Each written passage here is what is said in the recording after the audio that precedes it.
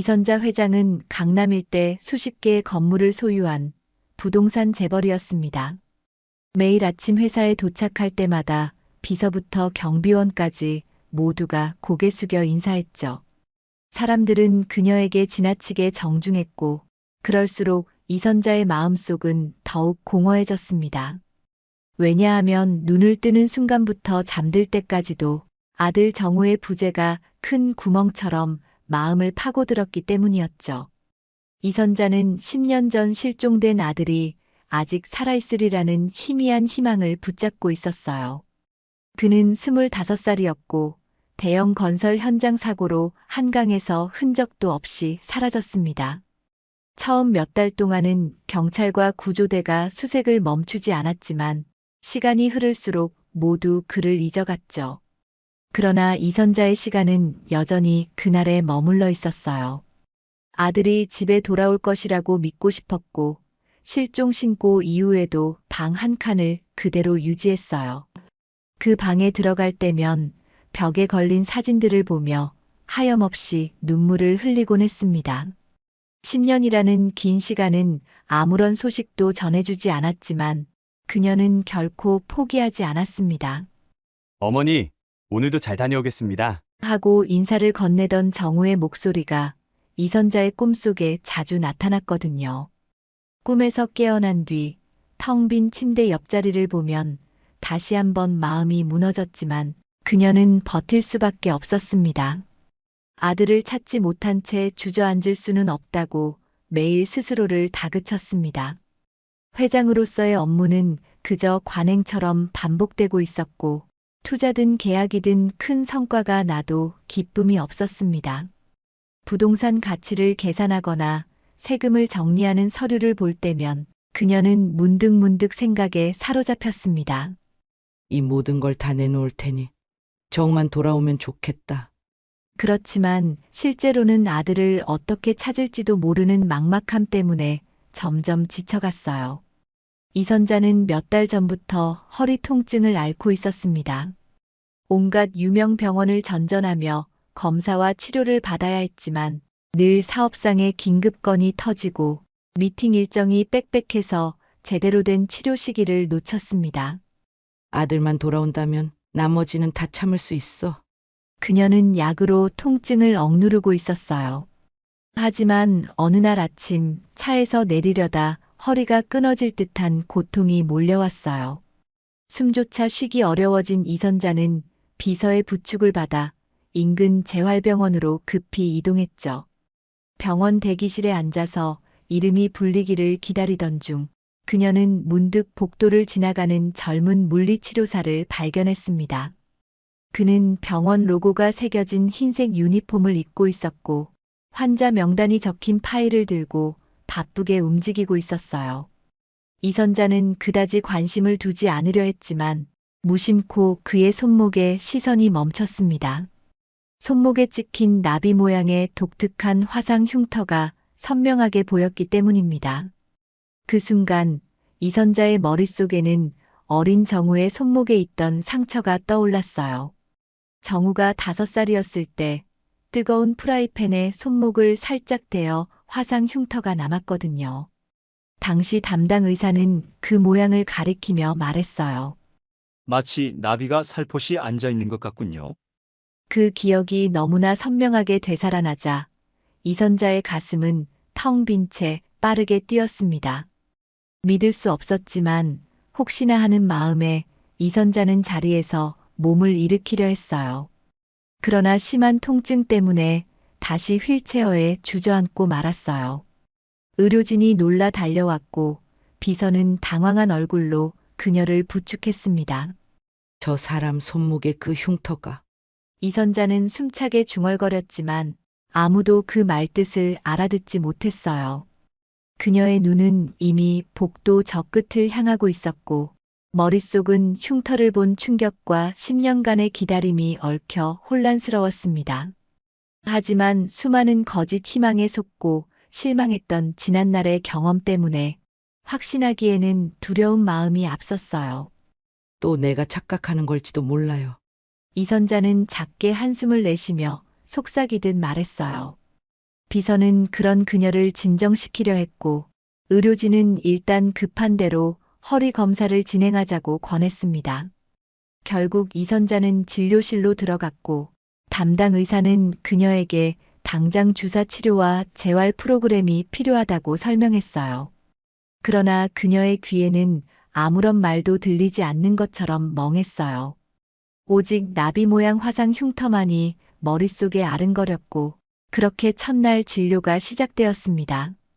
한강대교에서는 10년 전 대규모 보수 공사가 진행되었어요. 장마와 태풍을 대비해 철근을 보강하고 도로 표면을 재정비하는 작업이 한창이었죠. 신입사원 정우는 대학에서 토목공학을 전공하고 현장 안전관리팀에 배치된 지 얼마 되지 않았습니다. 그에게 주어진 임무는 작업자들의 안전 상태를 주시하고 사고 발생 위험을 최소화하는 것이었어요. 그날도 아침부터 비가 억수같이 쏟아지고 있었어요. 공사 기한이 얼마 남지 않았으니 하루라도 더 작업해야 해. 관리소장은 지시를 내렸고 작업자들은 어쩔 수 없이 빗속에서 일하고 있었죠. 정우는 우비를 입고 빗물에 젖은 안전모를 꽉 눌러 쓴 채 다리 곳곳을 오가며 위험 요소를 점검했습니다. 적어도 모든 작업자가 안전띠를 제대로 착용하고 있는지 확인하려고 애썼지만 거센 빗줄기와 바람 때문에 시야가 흐려 잘 보이지 않았습니다. 오후 무렵 빗줄기가 잠시 잦아드는가 싶더니 다시 거세졌고 그때쯤 다리 상부 비계 일부가 흔들리기 시작했습니다. 비계 아래에는 3명의 작업자가 용접 작업을 하고 있었는데 비바람에 미처 상황을 파악하지 못하고 있었죠. 정우는 관리소장에게 연락하려고 무전을 시도했지만 잡음이 심해 제대로 들리지 않았어요. 휴대전화도 폭우 탓에 통신 상태가 좋지 않아 연결이 끊기고 말았어요.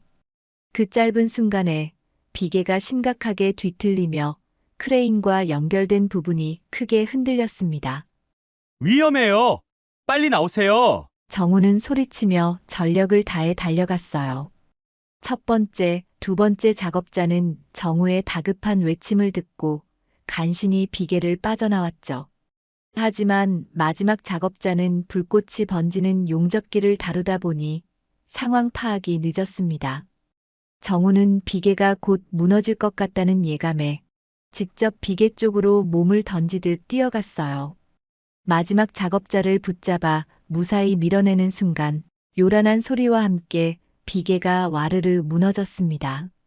정우의 몸이 그대로 교각 밖으로 휩쓸렸고 지켜보던 동료들은 비명을 지르며 손을 뻗었지만 이미 늦었어요.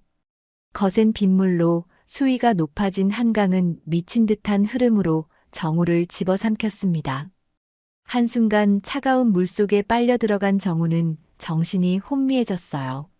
물살이 얼마나 강한지 숨을 쉴 틈도 없었고 빗방울이 물 위로 떨어질 때마다 수면이 요동쳤습니다.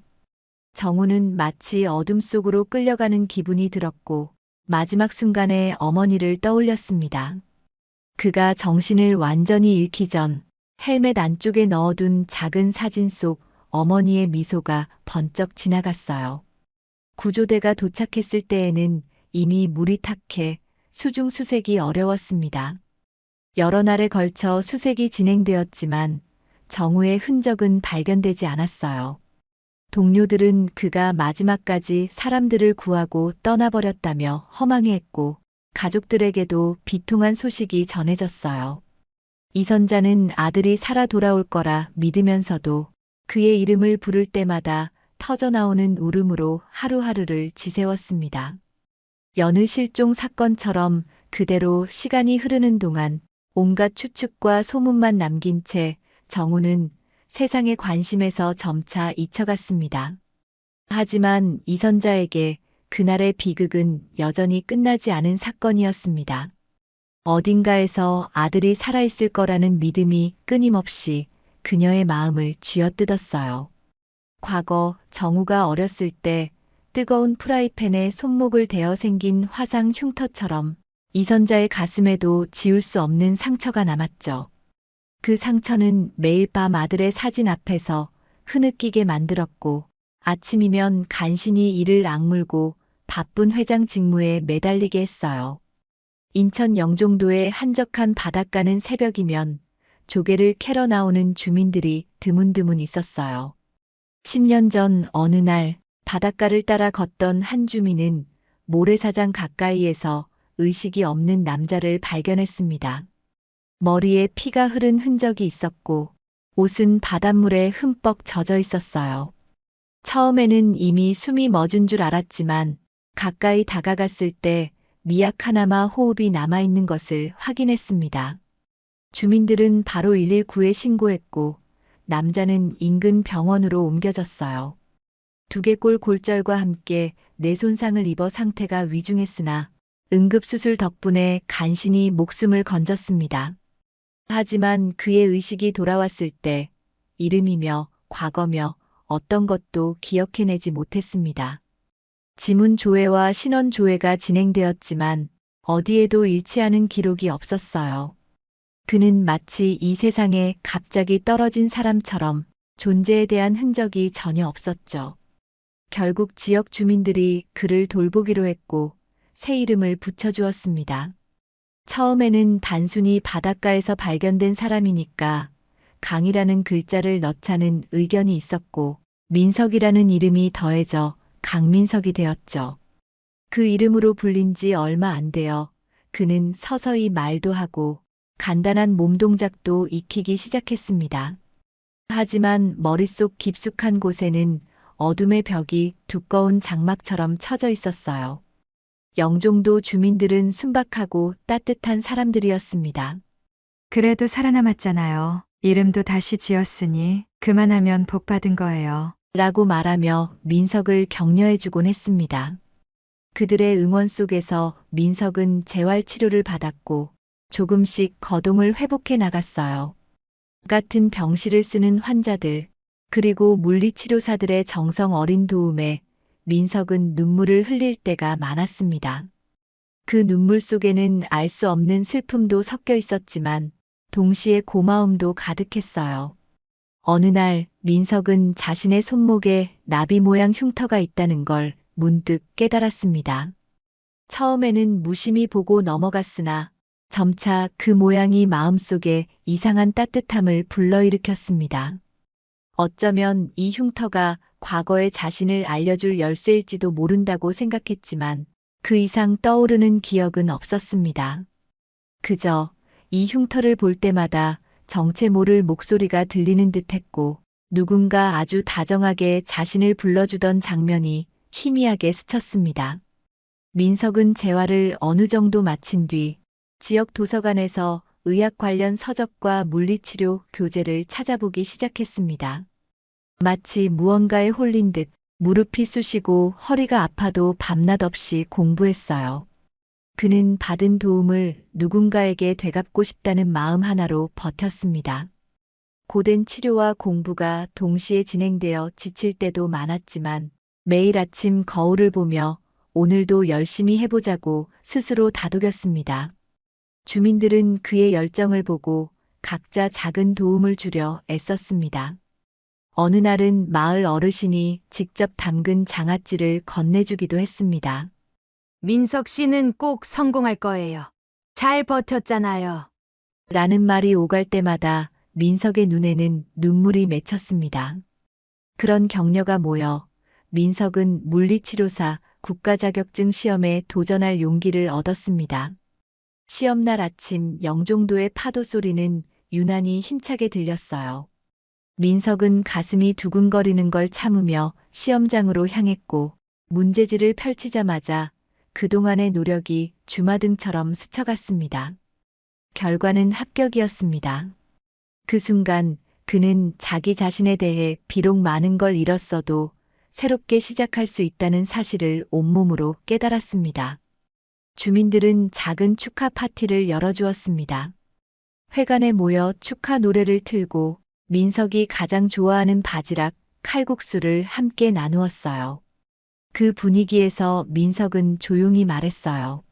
이렇게 사람들에게 받은 따뜻함을 잊지 않고 꼭 갚겠습니다. 모두가 박수를 치며 웃었고 그 순간 민석의 얼굴에는 밝은 빛이 어렸습니다. 민석은 얼마 지나지 않아 서울의 한 재활병원에 취직하게 되었고 새로운 출발을 준비했어요. 주민들은 그가 떠나는 날 마을 입구까지 나와 손을 흔들며 배웅해 주었어요. 민석 씨, 꼭 성공해서 돌아와요. 우리가 기다리고 있어요. 파도 소리를 등지고 떠나는 그의 발걸음은 불안과 기대가 뒤섞인 감정으로 흔들렸지만 마음 한켠에는 더 큰 결심이 자리 잡았죠. 나비 모양 흉터는 그 결심을 떠올릴 때마다 조금씩 아릿하게 빛났습니다.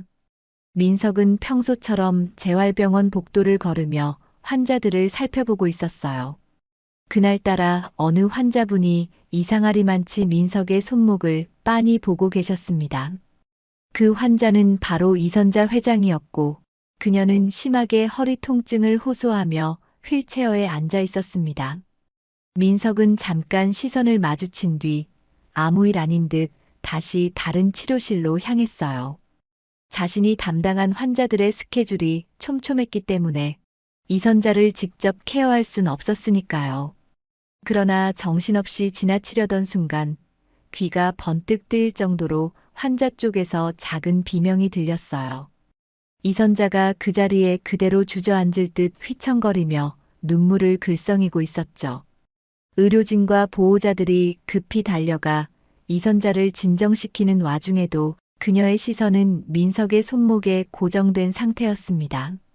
마치 무언가를 절실히 확인하려는 사람처럼 이선자는 계속 민석의 손목을 향해 손을 뻗으려 했습니다. 곁에 있던 비서가 이선자를 부축하며 재촉했지만 그녀는 떨리는 목소리로 중얼거렸습니다. 잠깐만 그 손목. 주변 사람들이 웅성거리기 시작했고 민석 역시 당황스러워서 한동안 그 자리에 멈춰 있었습니다. 하지만 이내 다른 환자분을 봐야 한다는 급한 마음에 민석은 이선자에게 죄송하다는 뜻을 담아 짧게 목례만 하고 발걸음을 돌렸어요. 얼마 뒤 민석은 치료실에서 환자들의 재활 운동을 돕고 있었어요. 평소처럼 무릎 관절이 좋지 않은 어르신께 스트레칭 방법을 안내하고 허리 근력 강화가 필요한 환자에게 적절한 기구를 추천해주고 있었습니다. 그런데 문득 이상한 기시감이 몰려왔습니다. 누군가 자신의 손목을 꼭 붙들고 눈물을 흘리던 장면이 꿈속처럼 어렴풋이 스쳤기 때문이었습니다. 민석은 잠시 일을 멈추고 손목을 내려다보았어요. 나비 모양으로 흉하게 번진 이 흉터는 늘 궁금증을 불러일으켰지만 이번에는 왠지 더 강렬하게 느껴졌습니다. 여전히 기억나지 않는 과거가 안개처럼 머릿속에 깔려 있었고 그 안개 사이로 누군가 애달픈 목소리로 정우야라고 부르는 듯한 환영이 떠올랐습니다. 민석은 스스로 정우라는 이름을 중얼거리다 곧 그 말을 입 밖에 낸 사실에 놀라서 입을 다물었습니다. 그날 밤 민석은 유난히 깊은 악몽에 시달렸어요. 뜨거운 프라이팬에 손목을 대어 울부짖고 있는 어른아이 같은 자신의 모습이 나타났고 누군가 따뜻한 손길로 자신을 감싸주는 장면이 번갈아가며 이어졌습니다. 그 손길이 누구인지 왜 그렇게 따뜻하게 느껴지는지 알 수 없었지만 민석은 눈물이 뺨을 타고 흘러내리는 걸 느꼈습니다. 꿈에서 깨어났을 때 가슴이 뛰고 이마에 땀이 송골송골 맺혀 있었어요. 대체 무슨 꿈을 꾼 걸까? 민석은 혼잣말을 중얼거리며 아파트 창문을 열어 밤 공기를 들이마셨어요. 삭막한 서울의 빌딩 숲 사이로 불빛이 점점 사그라드는 새벽이었고 까만 하늘에 달이 희미하게 떠 있었습니다. 그 조용한 어둠 속에서 그는 점점 복잡해지는 생각에 잠겨 밤을 지새웠습니다. 다음 날 아침 출근길, 민석은 우산을 들고 재활병원 쪽으로 걷다가 길가에 우뚝 멈춰 섰습니다. 유독 한강대교 방향으로 시선이 끌렸기 때문이었습니다.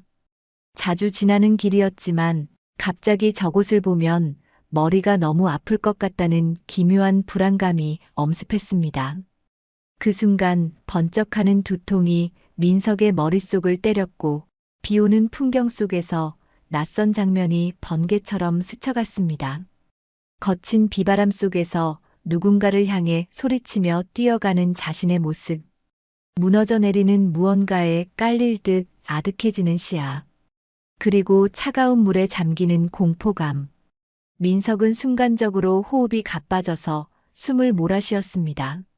하지만 그 이미지들은 찰나의 섬광처럼 사라지고 다시 눈앞에는 평범한 아침 출근길 풍경만 남아 있었습니다. 병원에 도착했을 때 간호사가 전했습니다. 오늘 다시 오신 환자분 중에 면담을 요청하셨어요. 민석은 별다른 생각 없이 진료 기록지를 확인하며 답했습니다. 알겠습니다. 시간이 되면 찾아뵙죠. 그런데 그 환자가 바로 이선자 회장이라는 말을 듣고 왠지 모르게 가슴이 두근거렸습니다.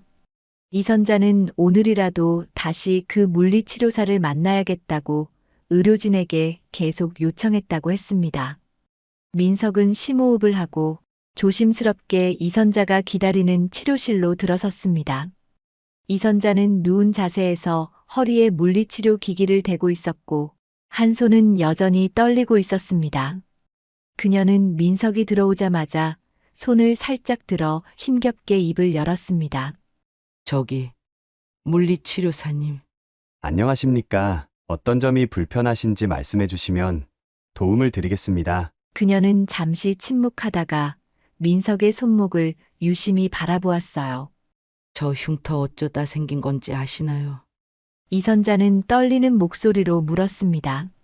민석은 살짝 당황해서 손목을 감싸며 말씀드렸습니다. 기억이 없어서 모르겠습니다. 제가 기억을 잃은 뒤로 생긴 흉터인지 아니면 그 전부터 있었는지조차 잘 모릅니다. 그 순간 이선자의 눈가가 금세 촉촉해졌습니다. 혹시 예전에 어린 시절에 화상을 입은 기억이 전혀 없으세요?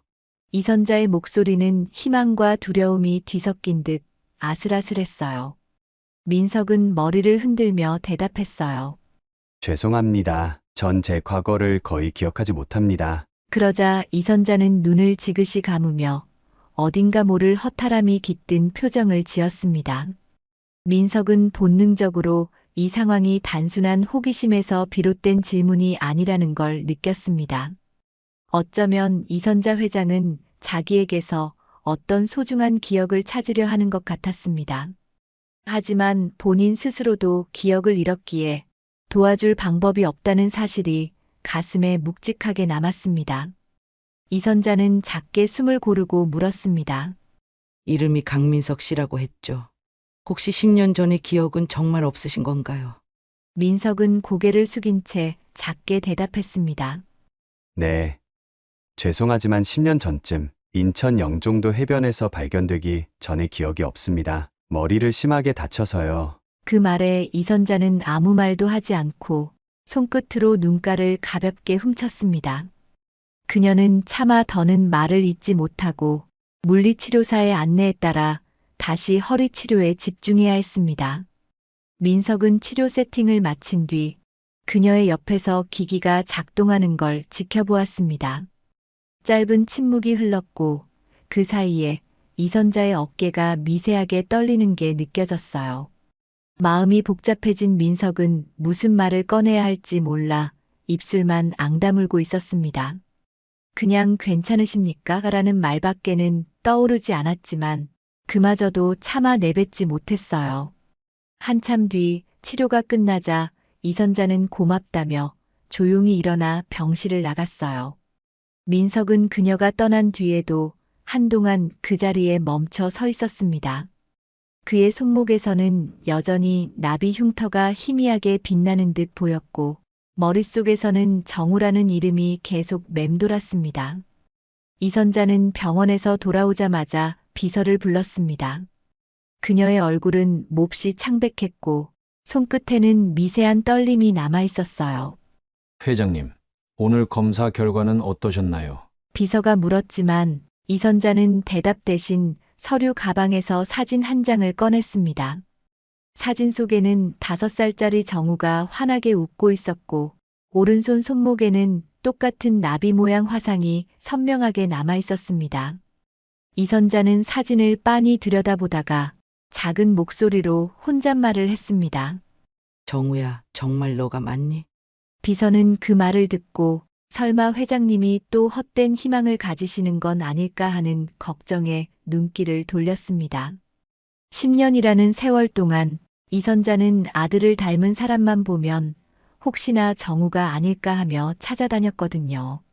하지만 결국 매번 실망만 안고 돌아올 뿐이었어요.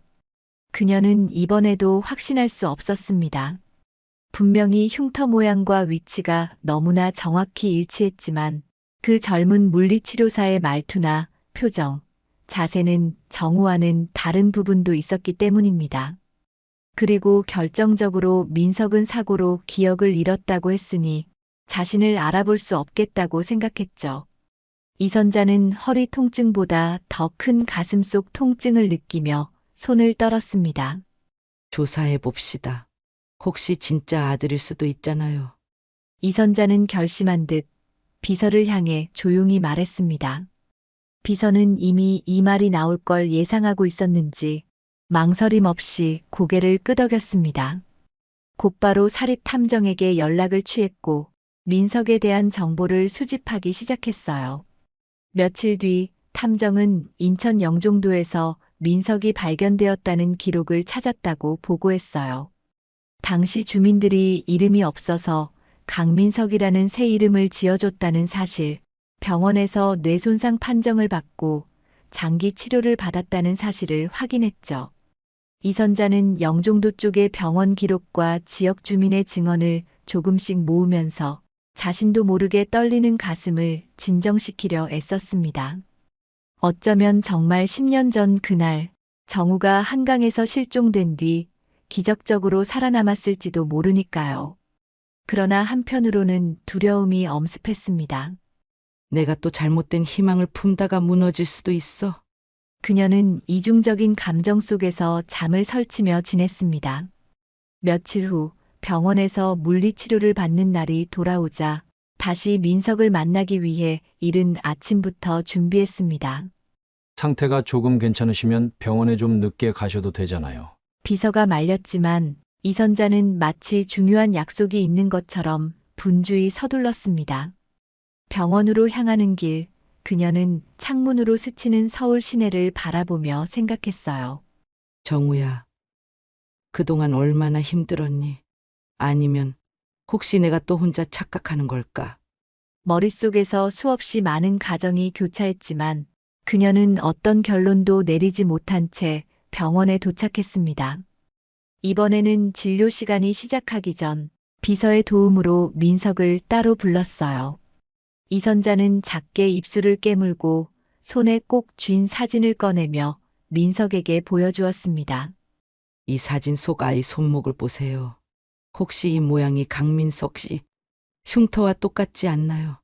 민석은 사진을 확인하고 흉터 모양이 거의 일치한다는 사실에 놀란 듯 잠시 말을 잇지 못했습니다. 하지만 그는 곧 죄송하다는 듯 고개를 숙이며 말했어요. 맞아요. 제 흉터와 비슷하네요. 그런데 제가 그 아이인지 확실치 않습니다. 제 과거가 전혀 기억나지 않거든요. 이선자는 사진을 바라보며 흐느끼듯 입술을 떨었습니다. 그 아이는 제 아들이에요. 10년 전 한강에서 실종된 아이죠. 민석은 심장 한편이 쿵 하고 내려앉는 느낌이 들었습니다. 이선자는 더운 눈물을 훔치며 민석에게 부탁했어요. 내가 혹시나 하는 마음에 그러는 거니까. 민석 씨를 힘들게 하고 싶은 의도는 없어요. 하지만 가능한 방법이 있다면 검사라도 받아볼 수 있을까요? 민석은 너무나 혼란스러웠지만 이선자의 간절한 표정을 외면할 수 없었습니다. 자신도 잃어버린 과거를 알고 싶다는 마음이 강했기에 네, 할 수 있는 일이라면 저도 협조하겠습니다. 라고 답했습니다. 그 순간 이선자는 참아왔던 울음을 터뜨릴 뻔했지만 병원이라는 점을 의식해 가까스로 참았습니다. 환자들의 시선이 그들에게 쏠렸고 민석은 말했습니다. 일단 자리로 돌아가 계시면 제가 조금 후에 다시 찾아뵙겠습니다. 그녀는 눈물을 머금은 얼굴로 천천히 휠체어를 밀고 나갔어요. 민석은 큰 혼란 속에서 남은 환자들을 치료해야 했습니다. 어깨가 무거워지는 기분이 들었지만 한편으로는 만약 정말 내가 그 아들이라면이라는 생각에 심장이 이상하게 빠르게 뛰었습니다. 어찌되었든 이 상황이 자신의 과거를 찾는 실마리가 될지도 모른다는 기대가 생겼기 때문이었습니다.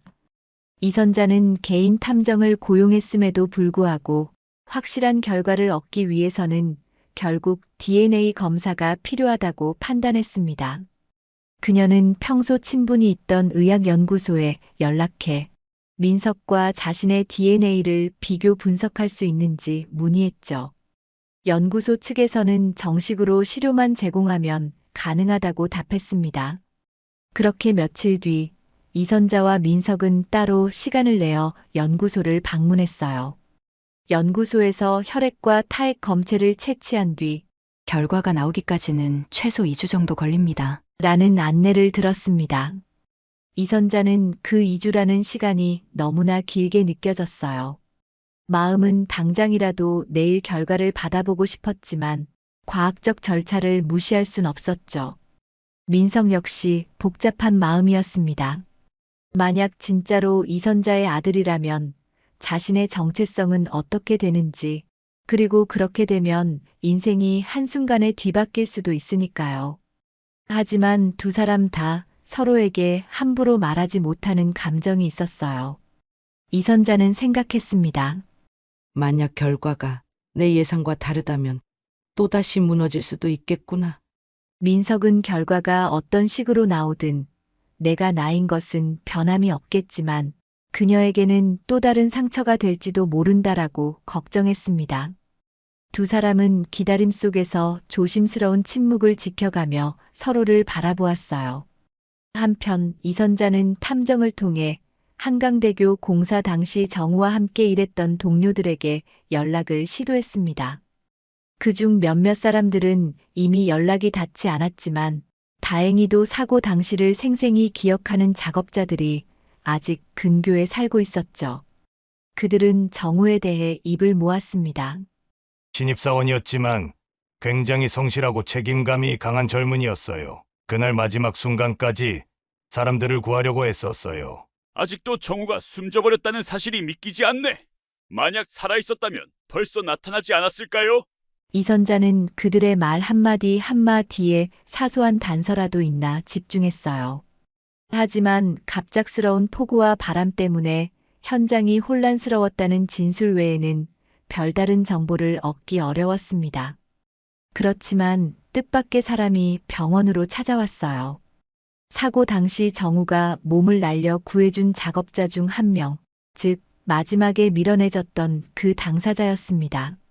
그는 이선자에게 직접 고개를 숙이며 그때 정우라는 분께서 제 생명을 구해주셨습니다. 저를 밀어내고 다리 밖으로 떨어지셨죠. 그리고 저는 크게 다치진 않았는데 정우님은 라면서 끝까지 말을 잇지 못했습니다. 이선자는 그를 보자마자 북받치는 감정을 주체하지 못하고 눈시울이 붉어졌어요. 그 작업자는 이선자에게 작은 USB를 건네며 말했습니다. 사고 전날 작업자들이 장난삼아 찍은 동영상을 모아둔 것입니다. 보안 규정상 공식적으로 촬영이 금지되어 있었지만 다들 절먹고 추억 삼아 영상을 찍었습니다. 혹시 그 안에 정우님이 함께 찍힌 장면이 있을지 모릅니다. 이선자는 손을 떨며 그 USB를 받아주었어요. 그날 밤 이선자는 회사 사무실의 개인 컴퓨터를 켜고 USB를 연결했어요. 폴더 안에는 짧은 동영상 여러 개가 있었고 그중 몇 개에는 정우로 보이는 청년이 활짝 웃으며 동료들과 대화하는 모습이 담겨 있었습니다. 이선자는 마치 현장에 함께 있는 듯 심장이 두근거렸습니다. 영상 속 정우는 안전모를 살짝 벗어 흔들어 보이며 말했어요. 내일도 안전하게 작업합시다. 그의 모습은 너무나 생기 넘쳤고 이선자는 눈물을 흘리며 화면 속을 손끝으로 가만히 만졌습니다. 동영상을 다 본 뒤 이선자는 다시금 확신했어요. 내 아들은 이렇게 분명히 생존력이 강했어. 마지막 순간까지도 포기하지 않았을 거야. 언젠가 돌아왔을지도 모른다. 그녀는 그렇게 자기 자신을 설득하며 마음먹었습니다. 민석 씨가 정말 정우일 가능성이 있다면 난 어떤 수를 써서라도 진실을 밝혀야 한다. 한편 민석은 퇴근 후 집에 돌아와 나비 흉터를 바라보며 복잡한 심경에 빠져 있었어요. 머릿속에서는 계속 한강물과 폭우가 뒤섞인 장면들이 떠올랐고 누군가 애타게 부르는 목소리가 메아리처럼 울렸어요. 하지만 정확한 얼굴도 이름도 떠올릴 수가 없었습니다.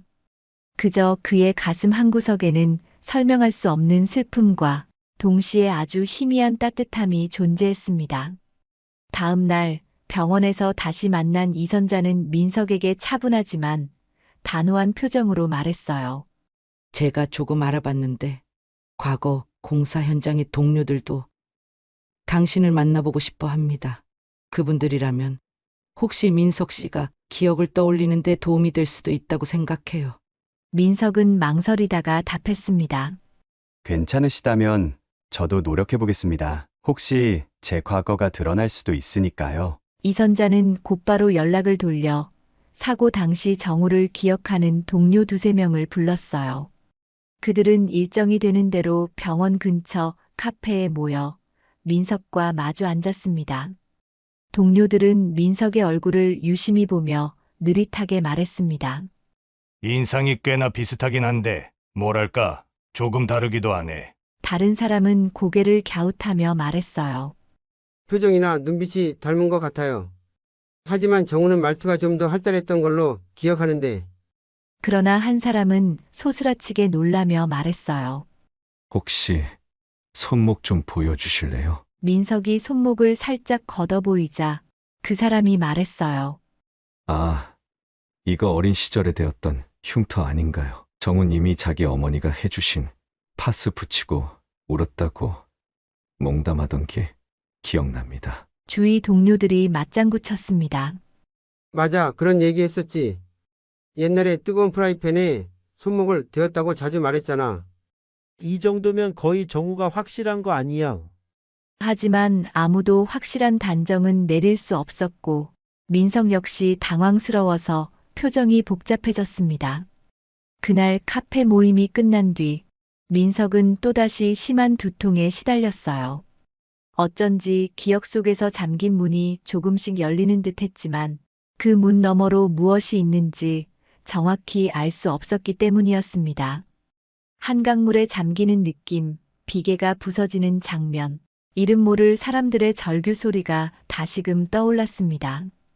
그리고 익숙한 듯 낯선 여인의 목소리가 정우야, 괜찮니라고 묻는 듯 했어요. 민석은 머리를 감싸쥐고 한참을 앉아 있다가 천천히 일어나 창문 밖을 내다보았어요. 재활병원 맞은편에는 바쁘게 오가는 차량들과 사람들의 모습이 계속 이어지고 있었습니다. 그 틈바구니에서 자기 자신이 어디에서 온 누구인지 모르고 살아온 지난 세월이 아련하게 겹쳐 보였습니다. 민석은 깊은 숨을 내쉬고 곧 다짐하듯 혼잣말로 중얼거렸어요. 두렵지만 그래도 직면해야겠지. 누군가에게는 중요한 진실이니까. 그렇게 2주를 기다리는 시간 동안 이선자와 민석은 각자의 불안과 희망을 가슴속에 품은 채 하루하루를 보냈어요. 서로가 빈번히 마주치진 않았지만 짧은 눈인사 정도는 나누면서 조심스럽게 안부를 물었어요. 한편으론 혹여나 결과가 기대와 다를까봐 두 사람 모두 마음의 문을 완전히 열지는 못했습니다. 그러나 시간이 흐를수록 이선자의 눈빛에는 어렴풋이 살아나는 희망이 번졌고 민석 역시 묘한 기다림이 싹트는 걸 느꼈습니다. DNA 검사 결과가 나오는 날이 점점 다가오고 있었어요. 이선자는 불안과 기대 속에서 하루하루를 보냈습니다. 허리 통증은 여전했지만 아들의 행방을 알 수 있으리라는 생각이 그녀에게 묘한 활력을 주었죠. 한편 민석도 비슷한 심정이었어요. 만약 자신이 정말 정우라면 잃어버린 지난 10년의 시간을 어떻게 받아들여야 할지 알 수 없었으니까요. 어느 밤 민석은 퇴근 후 집에서 여느 때처럼 간단한 식사를 마치고 책상 앞에 앉았습니다. 그러나 책을 펼쳐도 머릿속에 글자들이 들어오지 않았어요. 시선은 자꾸 손목의 나비 흉터를 향했고 문득 이 흉터가 생긴 순간이 꿈처럼 선명하게 떠올랐습니다. 프라이팬에서 퍼지던 뜨거운 열기, 비명 섞인 울음소리, 그리고 누군가가 달려와 어떻게? 우리 정우. 라고 외치던 장면이 마치 현실처럼 스쳐갔습니다. 민석은 그 장면에 놀라 의자를 박차고 일어섰습니다. 고개를 세차게 흔들어 보았지만 그 기억의 파편은 이미 강렬한 인상을 남긴 뒤였어요. 그날 밤 민석은 또다시 깊은 꿈속으로 빠져들었습니다. 이번에는 커다란 강이 보였고 구름 낀 하늘에서 장대비가 쏟아지고 있었어요. 한강대교 교각 위에서 누군가를 구하려 달려가던 자신의 모습이 더욱 또렷하게 드러났습니다. 위험해요. 빨리 뛰어내리세요. 라는 외침도 선명했어요. 비계가 무너지는 굉음, 몸이 허공으로 던져지면서 시야가 뒤집히던 어지러움, 그리고 마지막으로 입속을 파고들던 차가운 강물의 맛까지도 꿈에선 생생했습니다. 민석은 그 충격에 놀라 이마에 식은땀을 흘리며 잠에서 깼습니다. 심장이 너무 세차게 뛰었지만 동시에 혼돈 가득했던 머릿속이 조금은 정리되는 느낌이 들었습니다. 내가 정말 그 공사 현장에서 떨어진 사람이라면 이젠 부정할 수 없겠구나. 그는 가쁜 숨을 고르며 창문 밖을 바라보았습니다. 한밤중의 서울은 여전히 조용했고 빌딩들의 불빛만이 어둠을 서서히 밝히고 있었어요. 그 다음 날 민석은 병원에 도착해 곧장 이선자를 찾아갔어요. 그녀는 오전 치료를 막 마치고 휴게실에서 따뜻한 차를 마시고 있었어요. 민석은 조심스러운 발걸음으로 다가가 작게 목례를 하고 곁에 앉을 수 있겠느냐고 물었습니다. 이선자는 살짝 놀란 표정을 지었지만 이내 고개를 끄덕였습니다. 회장님께서 말씀해 주셨던 그날의 사고, 그리고 정우라는 분에 대해 저도 요즘 많은 걸 떠올리기 시작했습니다. 민석은 조심스럽게 말을 꺼냈습니다. 이선자는 차를 마시다 말고 긴장한 얼굴로 그의 눈을 바라보았어요. 정말 혹시 어떤 장면이 떠오르셨나요? 이선자는 숨죽여 물었습니다. 민석은 시선을 살짝 내리며 꿈에 본 광경을 하나하나 설명해 주었어요. 비 내리는 한강대교, 허공으로 떨어지던 순간, 그리고 그 절박한 외침까지. 말을 이어가는 내내 민석은 다시 심장 박동이 빨라지는 걸 느꼈습니다. 이야기를 듣는 동안 이선자의 눈에는 눈물이 그렁그렁 고였어요. 그녀는 깊게 호흡을 하며 겨우 감정을 추스르고 작은 목소리로 대답했습니다. 그 비계가 무너진 날, 제 아들은 3명의 작업자를 구하고 홀로 한강에 떨어졌어요. 지금 민석 씨가 말한 장면과 너무나 똑같아요. 두 사람은 잠시 아무 말도 하지 않은 채 서로를 바라보았습니다. 그 미묘한 침묵 속에는 10년이라는 긴 세월의 무게가 실려 있었어요. 민석은 상상의 이야기가 아닌 실제 기억이 돌아온 것 같아 마음이 어지러웠지만 동시에 어딘가 후련하기도 했습니다. 그는 이선자를 향해 작게 고개를 숙였습니다. 조금만 더 기다려주세요. 제가 만약 정말 회장님의 아들이라면 모든 기억을 되찾고 꼭 말씀드리고 싶습니다. 이선자는 그의 말에 눈물을 닦으며 고개를 끄덕였어요. 그러고는 근처에 있던 비서를 불러 오후에 있을 DNA 검사 결과 통보 일정을 다시 확인하라고 지시했습니다. 마침 그날이 정확히 2주째 되는 날이었죠. 정오가 조금 지나자 의학연구소에서 연락이 왔습니다. 회장님, 결과가 나왔습니다. 오늘 내원하실 수 있으실까요? 이선자는 심장이 쿵쾅거리며 전화를 붙잡고 답했어요. 네, 바로 가겠습니다.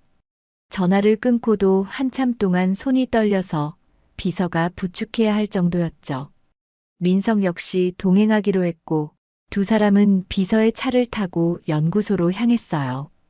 짧은 이동 시간이었지만 차 안은 묵직한 정적에 휩싸였습니다. 서로 가슴속에서 폭풍 같은 감정이 일렁이고 있었지만 차마 그걸 다 꺼내 보일 수가 없었습니다. 연구소에 도착한 뒤 담당 의사는 조심스럽게 두 사람을 상담실로 안내했어요. 그는 서류를 펼쳐놓고 비교 분석된 DNA 수치를 하나하나 설명했습니다. 그리고 마지막에 결론부를 가리키며 말했어요. 두 분의 유전자상 친자 관계가 확실합니다. 짧은 문장이었지만 그 순간 이선자는 숨이 멎을 듯 가슴이 꽉 막혀왔어요. 이선자는 손으로 입을 틀어막고 눈물부터 터져 나왔습니다. 민석은 충격과 안도감이 뒤섞인 표정으로 잠시 숨을 못 쉴 정도로 굳어 있었어요. 의사는 축하드립니다라는 말을 덧붙였고 비서는 그 장면을 바라보며 진심 어린 기쁨에 젖어 있었습니다. 이선자는 곧바로 민석의 손을 잡고 울먹이며 말했습니다. 정우야, 정말 너가 맞구나. 너가 살아있었구나. 민석은 눈물이 맺힌 채 그녀를 바라보았습니다. 한편으론 과연 정우라는 이름을 이제부터 완전히 받아들여야 하는지, 10년간 민석으로 살아온 삶과는 어떻게 조화를 이룰 수 있을지 복잡한 생각이 몰려왔어요. 그러나 그 모든 고민에도 불구하고 이선자의 울음과 감격이 온전히 전해지자 민석도 결국 그녀를 끌어안고 눈물을 흘렸습니다.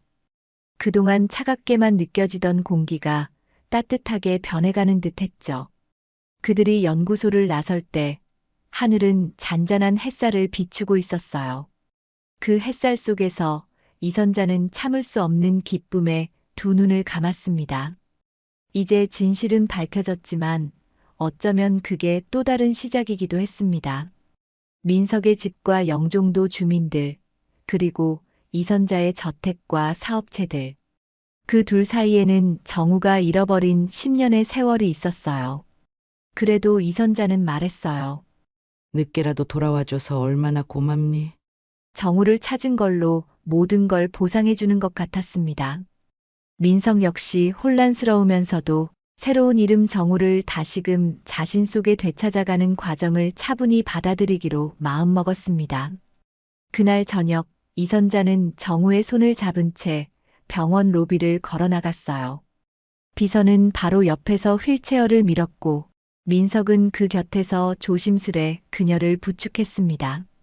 마치 10년 전으로 돌아간 듯한 따스한 기운이 맴돌았고 주변 환자들과 간호사들은 무슨 일인지 모르면서도 어느 정도 상황을 짐작한 듯 했습니다.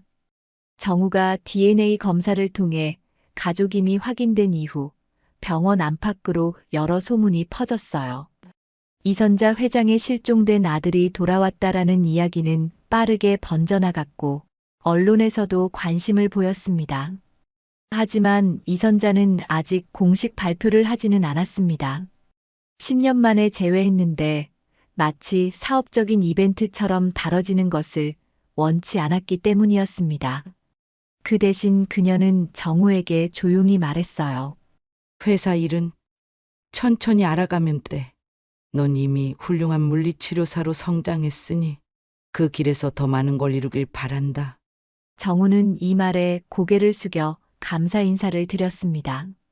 그는 여전히 정우라는 이름보다는 민석이라는 이름에 익숙했고 갑작스러운 환경 변화가 조금은 두려웠지만 동시에 새로운 책임감도 느꼈습니다. 한편 이선자는 병원 측에 정우가 일하는 물리치료실을 확장 개조해 최신식 장비를 들여놓았습니다. 재활치료가 필요한 환자들이 보다 편안하고 효율적으로 치료받을 수 있도록 넓은 공간과 첨단 설비를 마련해주는 것이죠. 특히 인체공학적 설계가 적용된 재활기구들이 새롭게 배치되어 환자들은 이전보다 훨씬 안전하고 체계적인 환경에서 운동할 수 있었어요. 복도 한편에는 정우 님 덕분에 새로워진 재활치료센터. 이곳에서 더 많은 기적이 일어나길 바랍니다라는 문구가 담긴 안내판이 눈에 들어왔습니다. 직원들은 저마다 작은 탄성을 내질렀고 환자들도 새 단장을 한 물리치료실을 둘러보며 놀라워했습니다. 비록 이선자가 정우가 내 아들이라고 공표한 적은 없지만 그녀가 물심양면으로 지원하는 모습에서 모두가 어느 정도 사연을 짐작하고 있었어요. 정우는 별다른 변화 없이 예전처럼 아침에 출근해 환자들을 맞이했어요. 달라진 점이 있다면 이선자가 지원해준 예산으로 저소득층 무료 재활 프로그램을 함께 운영하게 되었다는 사실입니다. 이 프로젝트는 이미 정우가 오래전부터 구상해왔던 계획이기도 했어요. 영종도 시절 몸과 마음을 추스르는데 도움이 필요했음에도 경제적 여건이 되지 않아 제때 치료받지 못하는 이웃을 직접 목격했기 때문이죠. 그때 정우는 언젠가 내가 누군가의 재활에 힘이 될 수 있다면 좋겠어. 라는 생각을 가슴 깊이 품었습니다. 무료 프로그램에 참여하는 환자들은 대개 경제적으로 어려운 상황에 놓여 있었습니다. 그렇다 보니 전문적이고 꾸준한 재활 치료를 받기 쉽지 않았고 오히려 통증이 악화되거나 운동 범위가 제한되어 일상생활에서 큰 불편을 겪는 경우도 많았습니다. 하지만 정우의 진료실을 찾는 순간 그들은 처음으로 다시 걸을 수 있다는 희망을 느꼈습니다. 정우가 직접 과거 이야기를 꺼내며 용기를 주었기 때문입니다.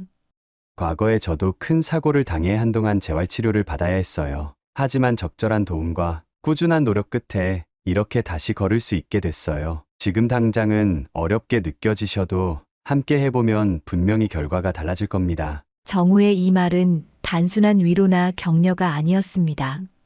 그가 실제로 한강에서 실종될 정도의 큰 부상을 입고도 살아남아 영종도 주민들의 지지와 물리치료사, 선생님들의 도움을 받아 걸을 수 있게 된 현실 그 자체였으니까요. 정우가 환자들을 대할 때면 몸 상태뿐 아니라 마음속 두려움도 보듬어주려 애썼습니다.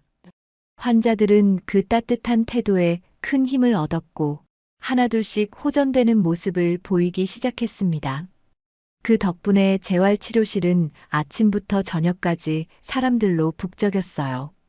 무료 프로그램을 홍보하지 않아도 정우 물리치료사의 진료가 좋다는 입소문이 퍼졌기 때문입니다. 덕분에 병원 내 다른 물리치료사들도 야근을 자처할 만큼 바빴지만 누구도 힘들다는 내색보다는 보람을 먼저 느꼈습니다. 특히 정우와 함께 호흡하던 치료사들은 환자분들이 웃는 모습 볼 때마다 우리가 하는 일이 얼마나 가치 있는지 깨닫는다. 라고 말하곤 했습니다. 점심시간이 되면 정우는 종종 이선자가 조용히 병원을 찾는 걸 보았습니다. 어느 날은 이선자가 손수 싸온 도시락을 건네주며 말했어요. 오늘도 고생 많았어. 열심히 일하는 모습 보니까 대견하구나. 이 병원이 이제 사실상 너 것이라 해도 과언이 아니야. 정우는 쑥스러워하면서도 마음 한구석에서 묘한 뿌듯함이 피어올랐어요. 겸손한 태도를 잃지 않으려 노력했지만 이전에는 상상조차 못해본 소속감과 감사의 마음이 매일같이 커져갔죠. 그렇게 서로 조금씩 가까워지는 시간이 쌓이면서 정우는 병원 업무가 끝난 뒤 이선자의 집에 들러 함께 옛 사진들을 보는 날이 잦아졌어요.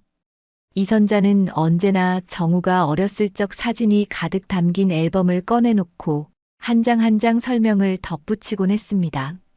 초등학교 입학식에 새 교복을 입고 설레던 표정, 가족여행 때 바닷가 모래사장에서 뛰놀던 순간, 또 첫 생일날 찍은 사진까지 정우가 기억 못하는 어린 시절이 앨범 속에서 살아 숨쉬고 있었습니다. 정우는 그런 사진을 볼 때마다 스스로에게 놀랐습니다. 제가 정말 이렇게 웃고 떠들던 아이였군요. 왠지 모르게 앨범 속 소년의 얼굴이 낯설면서도 가슴 속 어딘가에서는 익숙하고 그리운 감정이 일렁이는 것이 느껴졌어요. 그 감정이 무엇인지 딱 잘라 설명하긴 어려웠지만 이선자가 사진 속 이야기를 풀어놓을 때면 마음이 따뜻해졌어요. 그러던 어느 날 이선자가 눈물을 보이며 과거를 회상했습니다. 너가 실종되고 나서 저 방을 단 한 번도 치우지 않았단다. 혹시 돌아올까 봐. 이삿짐도 하나 못 버리고 그대로 둔 채로 말이야. 처음에는 매일같이 문 앞에서 너를 기다렸어. 어쩌면 문 열고 엄마 다녀왔어 할 것 같았거든. 정우는 그 말을 듣고 가슴이 뭉클해졌어요. 그동안 이선자가 품어온 그리움과 기다림이 얼마나 컸을지를 상상조차 하기 어려웠기 때문입니다. 그리고 그녀가 한마디씩 꺼낼 때마다 정우는 자신이 단지 사고로 목숨을 부지하고 살아남은 게 아니라 누군가에게 지워지지 않는 가족이라는 존재였음을 새삼 느꼈습니다. 이선자의 안내로 낯설면서도 익숙한 방에 들어섰을 때 정우는 공간 곳곳에 쌓인 먼지와 옛 흔적들에서 묘한 포근함을 감지했어요. 옷장 안에는 10년 전 정우가 입던 티셔츠와 반바지들이 고스란히 걸려 있었고 책상 위에는 어릴 때 쓰던 이름표가 아무렇게나 놓여 있었습니다. 책상 서랍을 열어보자 유치원 시절에 만든 종이 나비가 조심스럽게 모습을 드러냈어요. 얇고 낡은 종이에 반짝 잎을 자국이 듬성듬성 남아 있었고 날개 한가운데에는 엄마 사랑해요라는 삐뚤빼뚤한 글씨가 적혀 있었어요. 정우는 그것을 살포시 집어들고 조심스럽게 살펴보았습니다. 색이 바랜 나비의 뒷면에는 작은 손자국이 남아 있었고 날개 가장자리는 마치 아이가 가위질을 서툴게 했다가 실패한 듯 울퉁불퉁했죠. 너가 유치원에서 가족 사랑이라는 주제로 만들었다고 자랑하던 거야. 이 종이 나비를 꼭 실제 나비처럼 말릴 수 있으면 좋겠다고 방 안을 뛰어다니면서 계속 흔들었던 게 기억이 나. 정우는 나비를 손끝으로 느끼며 잠시나마 시간이 거슬러 올라가는 듯한 기분이 들었습니다. 비록 머릿속에서 구체적인 장면은 떠오르지 않았지만 종이 나비를 붙잡은 어릴 적 자기 자신이 어렴풋이 그려지는 것만 같았어요. 그때는 내가 이런 아이였군요. 정우가 조용히 중얼거리자 이선자는 살며시 미소 지으며 고개를 끄덕였습니다. 그래. 우리 정우는 원래 참 밝고 활달했지. 나비 말고도 만들고 싶은 게 많다고. 매일 이것저것 시도했는데 한 번은 물감을 잔뜩 써서 거실까지 엉망으로 만든 적도 있고. 정우는 그 이야기를 듣고 빙그레 웃었어요. 마치 남의 추억을 전해 듣는 것처럼 재미있게 느껴지면서도 한편으론 자신이 잃어버린 어린 시절이 실제로는 이렇게 소소하고 따뜻한 것이었다는 사실에 가슴 깊은 곳이 찌릿해졌습니다. 만약 사고가 없었다면 이런 기억들을 자연스레 간직하고 살았을 텐데 잃어버린 10년이 얼마나 긴 시간인지 다시금 실감하게 되었죠. 그럼에도 정우는 후회나 안타까움보다는 감사함을 먼저 떠올렸습니다. 어머니가 이 방을 정리하지 않고 다시 돌아오길 바라며 기다렸다는 게 결국 오늘 이 순간을 만들어준 배경이었으니까요. 정우는 종이 나비를 가볍게 흔들어 보았습니다. 바스락거리는 소리와 함께 오래 묵은 먼지가 살짝 날렸고 그 작은 동작 하나가 왠지 희망과 연결되는 듯한 느낌이 들었습니다. 그날 밤 이선자와 정우는 방 한가운데 앉아 옛 물건들을 하나씩 살펴보았어요. 정우가 초등학교 입학식 때 사용했던 이름표, 마른 풀잎이 끼어있던 공책, 서투른 글씨로 어머니에 대한 고마움을 써내려간 수기장까지. 이선자는 눈시울을 붉히면서 말했어요. 너가 이렇게 돌아왔으니 이제 정말 행복해질 일만 남았어? 정우는 조심스럽게 그녀의 손을 잡고 다짐하듯 말했어요. 저도 이제 어머니와 함께 새로운 기억을 만들어가고 싶어요. 여기 있는 추억뿐 아니라 앞으로 경험하게 될 많은 일들도요. 이선자는 작게 눈물을 훔치며 다시 미소를 지었습니다.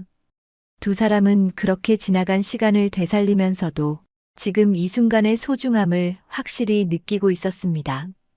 어쩌면 종이 한 장에 적힌 엄마 사랑해요라는 글씨가 그동안의 공백을 가득 채워주는 진심의 상징일 수도 있겠다고 생각하면서요. 정우는 마음 한편에서 속삭였습니다. 잃어버린 시절이 있어도 난 이제 여기서 다시 살아가면 돼. 이렇게라도 어머니 곁에 돌아왔으니 앞으로는 더 단단히 손을 잡아드리자. 그렇게 종이 나비 한 장을 매개로 잊히고 흩어진 지난 시간이 서서히 제자리를 찾아갔어요. 정우는 그 순간 비로소 가슴 깊은 곳에서 내가 정말 돌아왔구나라는 안도감과 동시에 이제부터는 내가 이 가정을 지키고 싶다라는 강한 의지가 피어오르는 걸 느꼈습니다. 그 감정은 결코 우연이 아니었고 나아가 재활치료실에서 만난 많은 환자들에게도 진심을 전할 수 있는 힘이 되어줄 거라 믿었습니다. 정우가 종이 나비를 조심히 접어 서랍 위에 올려두었을 때 그 방 안에는 이전보다 더 따뜻하고 부드러운 공기가 감돌았어요. 이선자는 한층 편안해진 표정으로 조용히 방을 둘러보았고 정우도 자기 어린 시절의 향기가 그대로 남아있는 공간을 다시금 살펴보았습니다. 서로 다른 위치에서 멈춰선 두 사람은 동시에 서로를 향해 작게 미소를 지었어요. 바로 그 순간 정우는 마음속으로 확실히 깨달았습니다. 나에게도 이렇게 순수하고 행복했던 시절이 있었구나. 그리고 그 시절이 다시금 어머니 곁으로 돌아오길 기다려줬구나. 정우는 그 사실을 실감하며 오늘 하루가 이전 어느 날보다 소중하게 느껴졌어요. 이선자는 마침내 공식 기자회견을 열기로 결정했어요. 재산 상속 문제나 회장직 승계 등 세간의 관심이 너무 컸기 때문에 오히려 이런 식으로 깔끔하게 정리하는 것이 낫다고 판단했죠. 회견 자리에서 이선자는 담담하게 사실을 알렸습니다. 10년 전 사고로 실종된 제 아들 정우가 기적적으로 돌아왔어요. 그동안 이름조차 기억하지 못하고 다른 곳에서 고생을 많이 했습니다. 앞으로는 저와 함께 살며 병원과 여러 사업 활동을 이어갈 예정입니다. 기자들은 다양한 질문을 쏟아냈습니다. 정말 어떻게 살아남으셨는지 궁금합니다. 재산 문제는 어떻게 하실 건가요? 정우는 마이크 앞에서 떨리는 목소리로 자신이 기억을 잃고 영종도에서 물리치료사가 되기까지의 대략적인 사정을 전했습니다. 무엇보다 제 어머니가 10년간 저를 포기하지 않으셨습니다. 그 마음 덕분에 이렇게 살아 돌아올 수 있었다고 생각합니다. 그는 그렇게 말하며 이선자를 향해 존경 어린 눈빛으로 고개를 숙였어요. 기자회견이 끝난 뒤 주변에서는 축하와 응원이 끊이지 않았어요. 직원들은 회장실 앞에서 박수를 쳤고 동료 물리치료사들은 진심으로 반가운 농담을 건넸습니다. 이제는 정우 씨라고 불러야 하나요? 정우는 모두에게 웃으며 인사를 건네고 곧장 재활치료실로 발걸음을 옮겼습니다. 병원 복도에서 만난 환자들은 선생님, 축하드립니다. 앞으로도 잘 부탁드려요. 라고 말했고 정우는 네. 언제든 의지하셔도 좋습니다. 라고 답했습니다. 정우의 진료실 벽에는 두 장의 사진이 나란히 걸려 있었어요. 하나는 10년 전 한강대교 공사 현장에서 동료들과 찍은 사진이었고 다른 하나는 강원도 어느 해변가에서 자신을 돌봐줬던 영종도 주민들과 찍은 사진이었습니다. 정우는 그 사진들을 번갈아 보며 눈을 감고 고요하게 숨을 내쉬었어요. 이 두 사진은 내가 살아온 그리고 살아갈 모든 시간의 증거야. 과거의 나도, 지금의 나도, 그리고 미래의 나도 결코 헛되지 않아. 그는 그렇게 혼잣말로 생각을 정리했습니다. 사진 속에서 여전히 환하게 웃는 과거의 정우가 지금의 정우에게 손을 내미는 것 같았습니다. 그날 저녁, 이선자는 정우에게 작은 축하 파티를 제안했어요. 가족, 친지, 그리고 병원에서 가까운 사람들 몇몇이 모여 간단한 식사 자리를 갖게 되었죠. 파티장에서 사람들은 술잔을 기울이며 정우에게 덕담을 건넸습니다. 앞으로 더 큰 역할을 해줘. 회장님을 든든히 지켜드려라. 정우는 쑥스러운 듯 웃으며 대답했어요. 저는 그저 환자분들을 돕는 게 행복합니다. 어머니를 기쁘게 해드릴 수 있다면 그걸로 충분해요. 파티가 끝나갈 무렵 이선자가 작은 선물 상자를 건넸어요. 이건 오래전에 너가 갖고 싶어 했던 물건이야. 실은 10년 전 너 생일에 주려고 샀는데 전하지 못한 채 장롱 속에 묵혀두었단다. 정우는 상자를 열어보았고 그 안에는 명품 지갑이 들어 있었습니다. 옆에 작은 쪽지가 있었는데 거기엔 내 아들에게 세상 어디서든 마음껏 꿈꾸길 바란다라는 문장이 적혀 있었습니다. 정우는 눈시울이 뜨거워지며 작게 중얼거렸어요. 어머니, 감사합니다. 이선자는 그를 지그시 바라보다가 말했어요. 정우야, 너가 어떻게 살든 나는 너가 행복하기만 하면 돼. 너가 어떤 길을 선택하든 언제나 응원할게. 정우는 그 말에 가슴이 뛰었고 지나온 시간의 아픔과 새롭게 맞이할 미래의 설렘이 하나로 어우러졌습니다. 그날 밤 정우는 늦도록 잠들지 않고 창가에 앉아 있었습니다. 창문을 열자 선선한 바람이 불어왔고 도시의 불빛들이 조용히 빛나고 있었습니다. 정우는 차분히 숨을 들이마시며 손목의 나비 흉터를 가만히 쓰다듬었습니다. 이 흉터는 어린 시절의 순수한 추억과 한강에서의 극적인 사고, 그리고 영종도에서의 긴 재활 기간을 모두 품은 흔적이었습니다. 이제 그 상처는 더 이상 아픔만을 상징하지 않았습니다.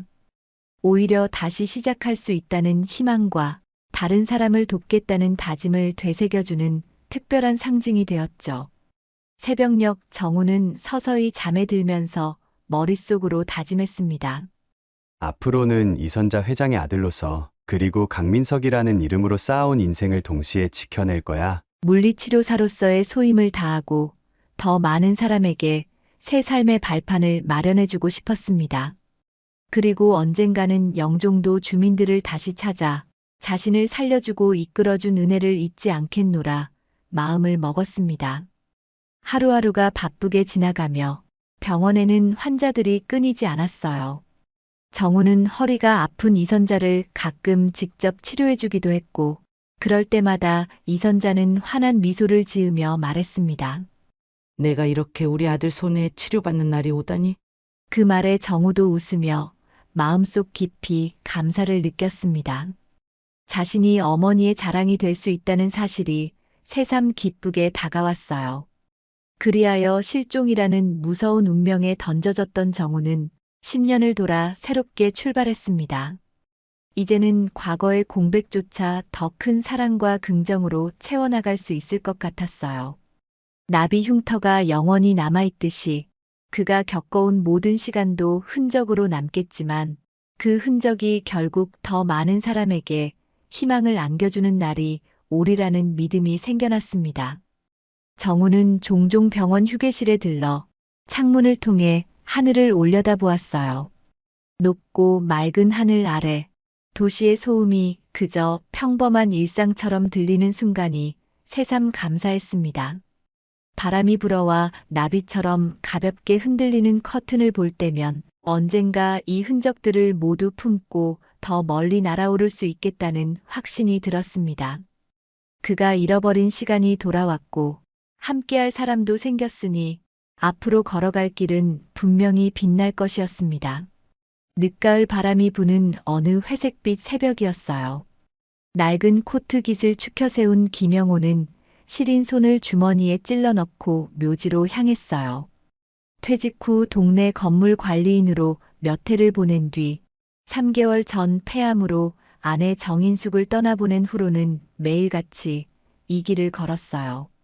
안개가 서서히 깔린 묘지 언덕길은 새벽마다 적막이 감돌았고 잔가지들이 사방으로 뻗어 있어 조금은 을씨년스러워 보였어요. 하지만 김영호에게는 그 모든 분위기가 무감각하게 느껴졌어요.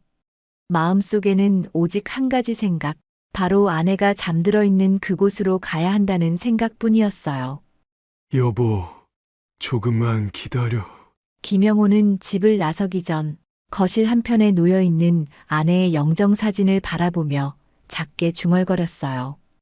사실 이런 말을 한다고 해서 아내가 대답해 줄 리는 없지만 그나마 그것이 그의 하루를 시작하는 유일한 방식이었어요. 텅 빈 마음으로 몇 달을 지냈더니 퇴직 후 행복하게 지내자던 수많은 계획들이 전부 사라져버렸다고 느꼈어요. 커다란 어둠에 홀로 남겨진 기분이었지요. 묘지에 가까워질수록 안개가 짙어졌고 김영호는 속으로 다시 한번 아내를 떠올렸어요. 아내는 늘 아침 일찍 일어나 창문을 열고 환기를 시키며 밝은 목소리로 따뜻한 차를 건네곤 했어요. 그러나 이제 그 목소리는 어디에도 없었어요. 그렇게 발걸음을 옮기는 사이 김영호는 어느새 아내가 잠든 곳이 보이는 지점에 다다랐어요. 마른 풀밭 너머로 돌로 만든 묘비가 조금씩 모습을 드러냈고 그는 무심결에 주머니 속 손을 꽉 쥐었어요. 안개 너머로 사람 형체가 희미하게 보였기 때문이었죠. 묘비 가까이에 다다르자 김영호는 낡은 옷차림의 한 여인이 무릎을 꿇고 있는 모습을 발견했어요.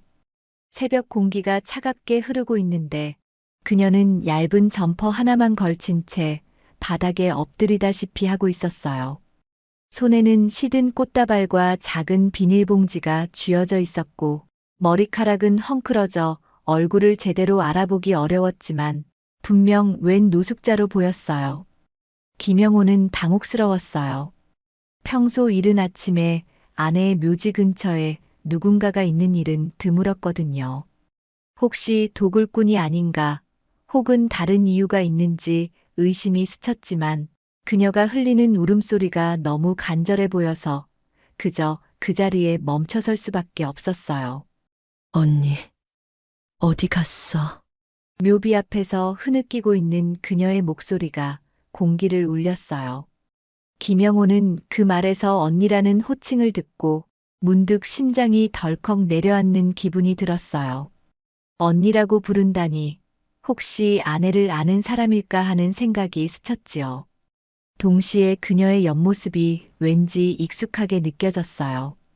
아내의 젊은 시절 사진이 떠오르며 가슴이 덜컥 내려앉았어요. 두 사람은 분명 다른 존재지만 이상하게도 닮은 분위기가 맴돌았어요. 김영호는 무심결에 가까이 다가섰고 그녀는 고개를 들어 김영호를 바라봤어요. 초췌한 얼굴에 지쳐 보이는 눈빛이었지만 분명히 아내와 닮은 부분이 있었어요. 그 순간 김영호는 어떤 말을 먼저 해야 할지 알 수 없어서 그저 묵묵히 시선을 떨구었어요. 무슨 일이신가요? 혹시 이 묘지에 관련이 있으신 분인가요? 그가 힘겹게 물었어요. 그러자 그녀는 눈물을 닦으며 흐릿한 목소리로 대답했어요. 여기 정인숙 묘지 아닌가요? 제가 많이 늦었는데 언니가 보고 싶어서 왔어요. 김영호는 아내의 이름이 그녀의 입에서 튀어나오자 아내가 생전에 남긴 말을 떠올렸어요. 어딘가에 동생이 있다고 종종 이야기하긴 했지만 제대로 설명해 주진 않았는데 혹시 이 사람이 그 동생일까 하는 생각이 들었어요. 그는 그녀가 누구인지 확인하기 위해 조심스럽게 한 걸음 다가갔어요. 정인숙, 제 아내의 이름이 맞습니다. 그런데 언니라고 부르시는 걸 보면 혹시 친동생이신가요? 그 말에 그녀의 어깨가 미세하게 떨렸고 다시 한번 울음이 터지려는 듯 했어요. 네, 저는 정미경이라고 해요. 언니가 이렇게 떠난 줄도 몰랐어요. 김영호는 당혹과 충격이 한꺼번에 밀려왔어요. 아내가 평소 동생을 잃어버렸다는 식으로 아련하게 말하긴 했지만 직접 만난 건 이번이 처음이었어요. 하필 아내가 떠난 뒤에야 나타나다니 참 기구한 운명이란 생각이 들었어요. 한참 동안 흐느끼던 미경을 일으켜 세우고 김영호는 잔잔하게 묘비 옆에 있는 작은 벤치로 안내했어요. 새벽 기운이 차갑게 피부에 와 닿았고 안개가 서서히 걷히면서 묘지 전체가 어렴풋이 모습을 드러냈어요. 벤치에 함께 앉은 둘은 아무 말도 하지 않았어요. 미경은 연신 손을 비비며 울먹였고 김영호는 그 모습을 어떻게 위로해야 할지 몰랐어요. 머릿속에는 수많은 질문이 맴돌았지요. 어떤 사연으로 동생이 이렇게 노숙자가 되었는지, 왜 이제야 나타났는지, 실례가 안 된다면 어떻게 지내셨는지 조금만 말씀해 주시겠습니까? 김영호가 조심스럽게 운을 뗐어요. 미경은 서서히 고개를 끄덕이며 자신의 과거를 털어놓기 시작했어요. 20살 무렵 언니의 남자친구를 마음속으로 좋아하게 되었다고 했어요. 그 미묘하고 복잡한 감정을 감당하기 어려워 도망치듯 떠났고 오랫동안 연락을 끊은 채 지냈다고 했어요. 돌아오고 싶었지만 이미 모든 게 엉켜버렸다고 느껴 그냥 시간이 흘러가도록 내버려 두었다고 했어요. 그렇게 떠나서 별별 일을 하며 지내고 집에 연락 못했습니다. IMF 때 다니던 공장이 망하면서 길바닥에 나앉았고 그 뒤로 아무 연고도 없이 살았습니다. 미경이 떨리는 손으로 얼굴을 가렸어요. 그 세월 동안 겪었을 절망감과 외로움이 엿보였어요. 김영호는 그 이야기에 놀랐어요. 분명 아내가 평생 동생을 찾으려 했지만 어디에서도 찾지 못했던 이유가 이거였구나 싶었어요. 제 아내도 동생을 애타게 찾았습니다. 혹시라도 동생이 힘든 상황에 처해 있지 않을까 노심초사했어요. 그리고 늘 말했어요. 동생이 언젠가 돌아오기만 한다면 꼭 보듬어 주겠다고 했어요. 그 말을 들은 미경은 다시 울컥하며 고개를 떨궜어요. 제가 너무 어리석었습니다. 너무 부끄럽고 죄송해서 차마 연락도 못하고 이렇게 언니가 떠난 뒤에야 여길 찾았어요. 김영호는 미경의 손을 살며시 잡으며 서서히 마음을 추슬렀어요. 지난 35년이라는 세월이 두 사람의 삶을 얼마나 크게 바꿔놓았는지, 언니인 정인숙이 생전에 얼마나 동생을 그리워했는지, 그 모든 사실이 복합적으로 떠올랐어요. 그날 아침 둘은 한참 동안 아내의 묘지 앞에 머물렀어요. 김영호는 주머니에서 낡은 사진 한 장을 꺼내 보였어요.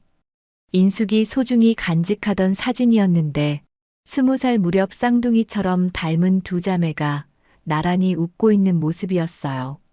이 사진 아내가 늘 아끼던 건데 아시나요? 미경은 사진을 보자마자 어깨를 떨었어요.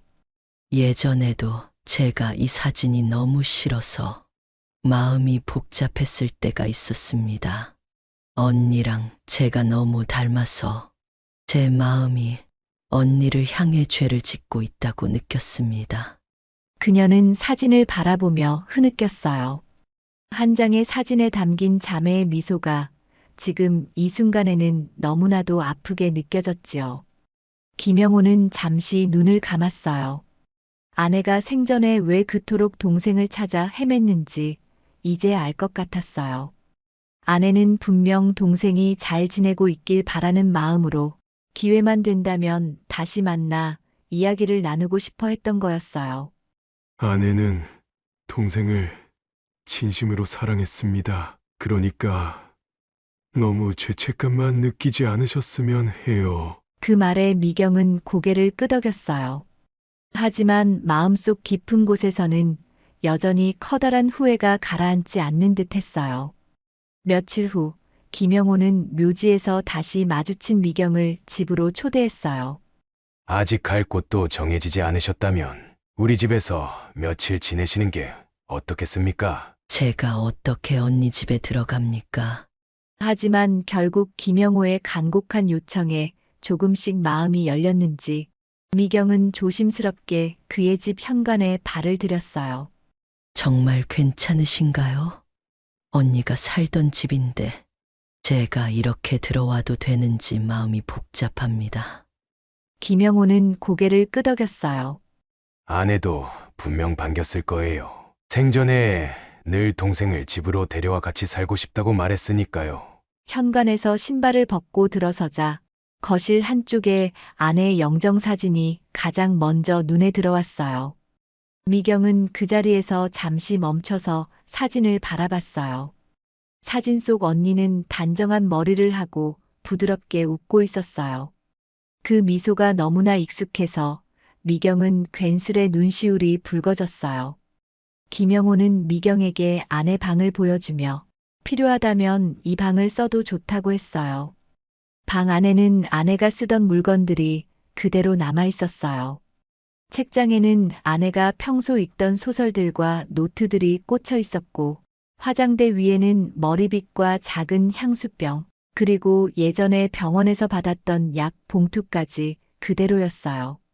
문득 방 한편에 놓인 사진첩이 눈에 들어왔어요.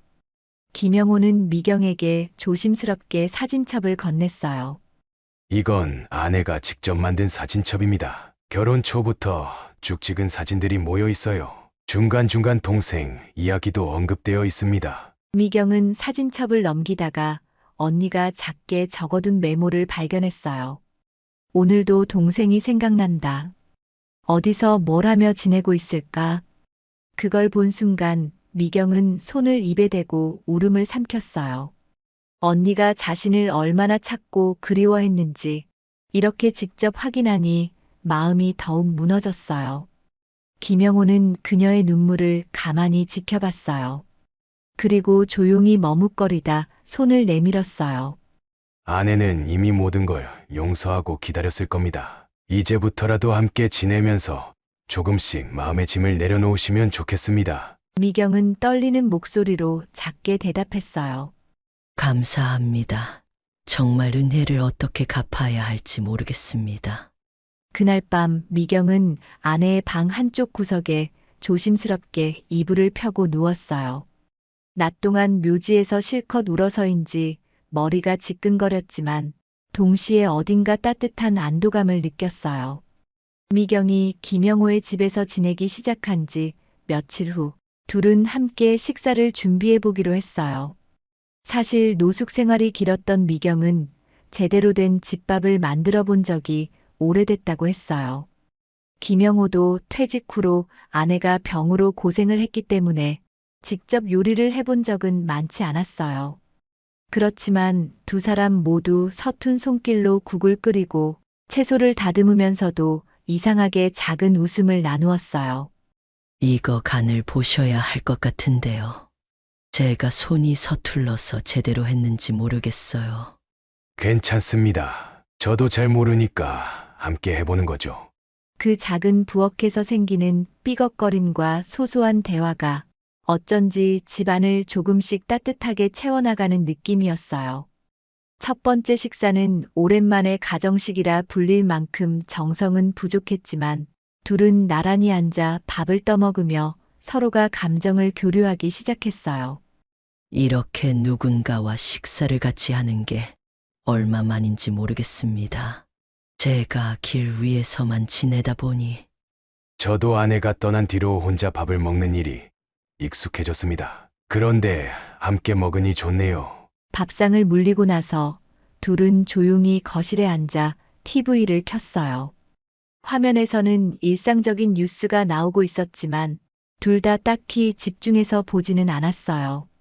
그보다는 서로가 곁에 있다는 사실에 미묘하게 안도하는 마음이 들었지요. 아내의 방에 머물던 미경은 밤마다 오래된 사진첩과 노트들을 조금씩 살펴봤어요. 언니가 쓴 메모 중에는 동생이 돌아오면 해주고 싶은 것들이라는 제목이 달린 페이지도 있었어요. 거기에는 함께 바닷가 여행 가기, 동생이 좋아하던 만둣국 끓여주기, 어릴 적 뛰놀던 동네 놀이터를 다시 방문하기 같은 소소한 계획들이 적혀 있었어요. 언니가 이렇게 자세히 생각해뒀었군요. 미경은 그 페이지를 가만히 매만지며 언니의 목소리가 들리는 듯한 기분이 들었어요. 왜 나는 그런 언니를 떠나와서 이렇게 늦게야 돌아왔을까 하는 후회가 더욱 깊어졌지만 언니가 남긴 흔적들이 오히려 자신을 다시 일어서게 만드는 힘이 될 것 같다는 생각도 희미하게 들었어요. 그 즈음 김영호는 거실에 앉아 아내의 사진을 한 장씩 꺼내보며 회상에 잠겨 있었어요. 대화를 많이 나누고 싶어도 미경이 혹여 마음 아파할까봐 쉽사리 언니 얘기를 꺼내지 못했어요. 그래도 서로가 존재하는 것만으로도 어느 정도 위안을 얻는 듯 보였어요. 어느 날 미경은 밤늦게까지 잠을 이루지 못하고 베개를 움켜쥐고 있었어요. 겨우 안정이 찾아왔나 싶었는데 악몽에 시달린 듯 이마에 땀이 송골송골 맺혀 있었지요. 노숙 시절의 기억이 꿈속에서 되살아나곤 했어요.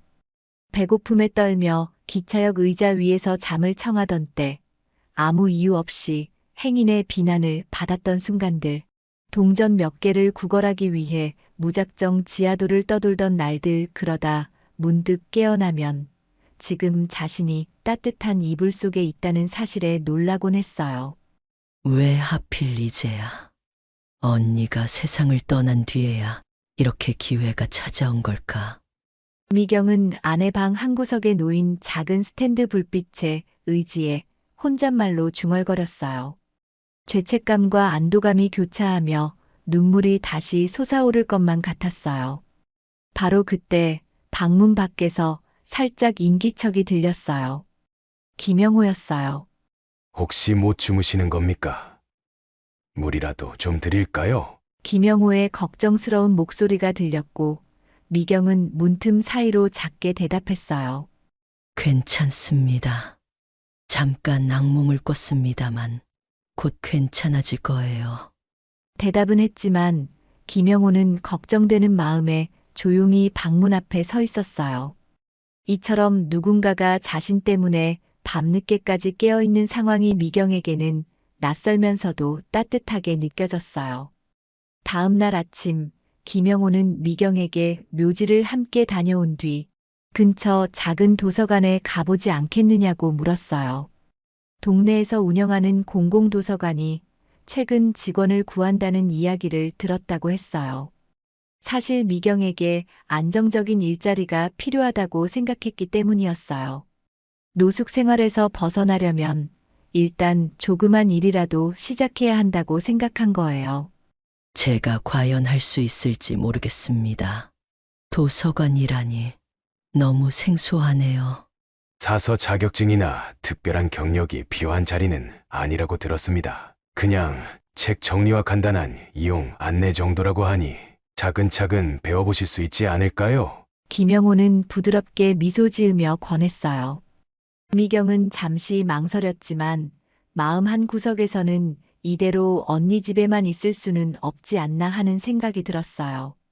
그럼 한번 알아보겠습니다. 면접이나 상담 같은 걸 받아볼 수 있다면 좋겠네요.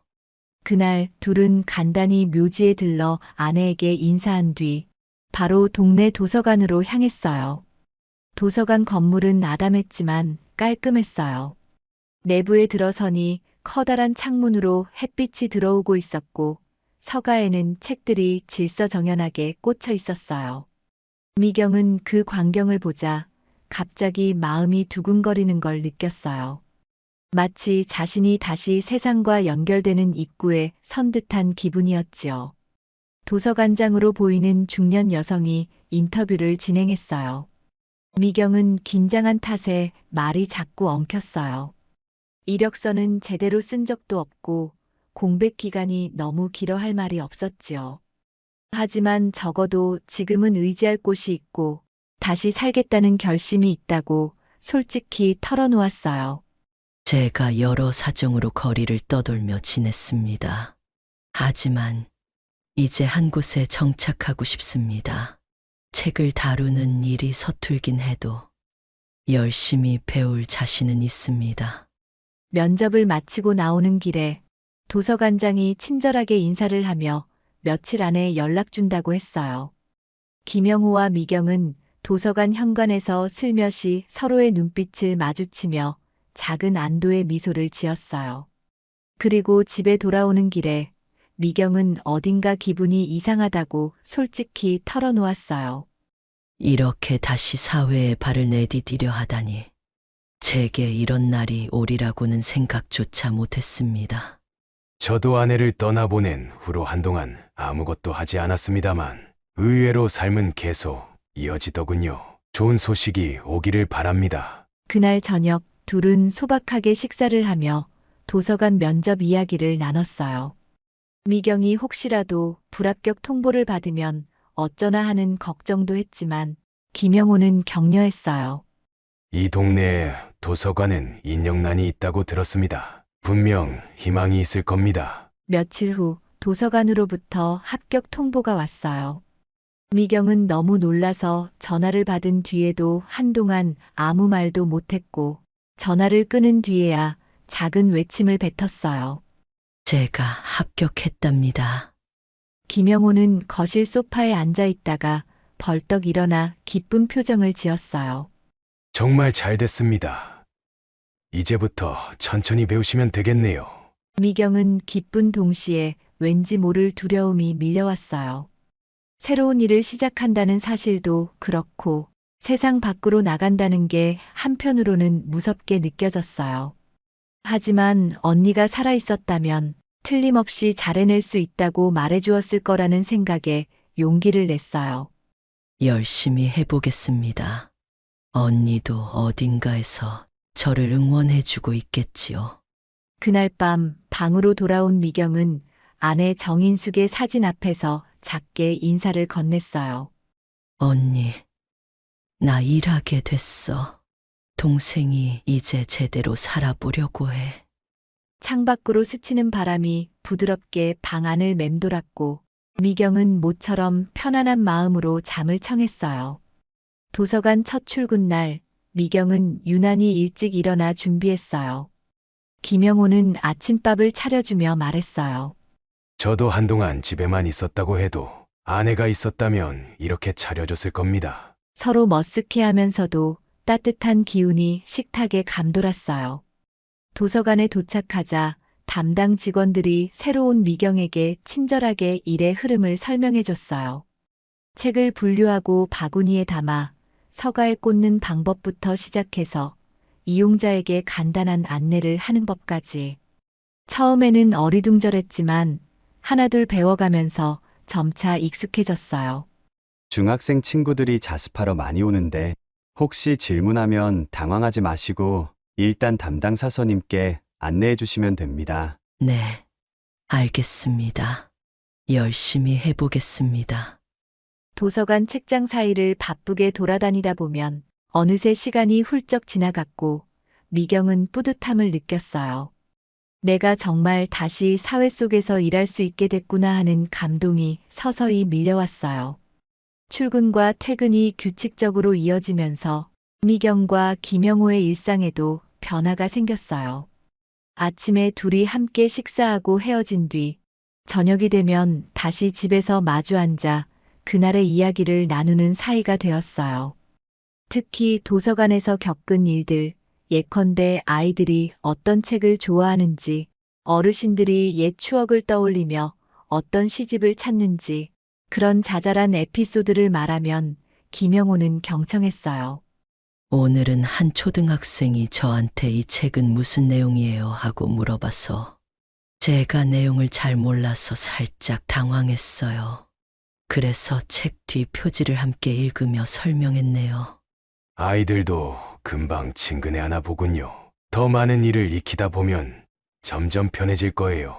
이야기를 주고받다 보면 아내 정인숙의 목소리가 가끔 떠오르기도 했어요. 예전 같으면 김영호는 그 기억에 사로잡혀 울거나 침묵에 빠졌을 텐데 이젠 조금 달라졌어요. 미경이 옆에 있어 아내의 빈자리가 전부 채워지는 건 아니지만 그래도 함께 나누는 일상의 따뜻함이 그를 조금씩 회복시켜주고 있었어요.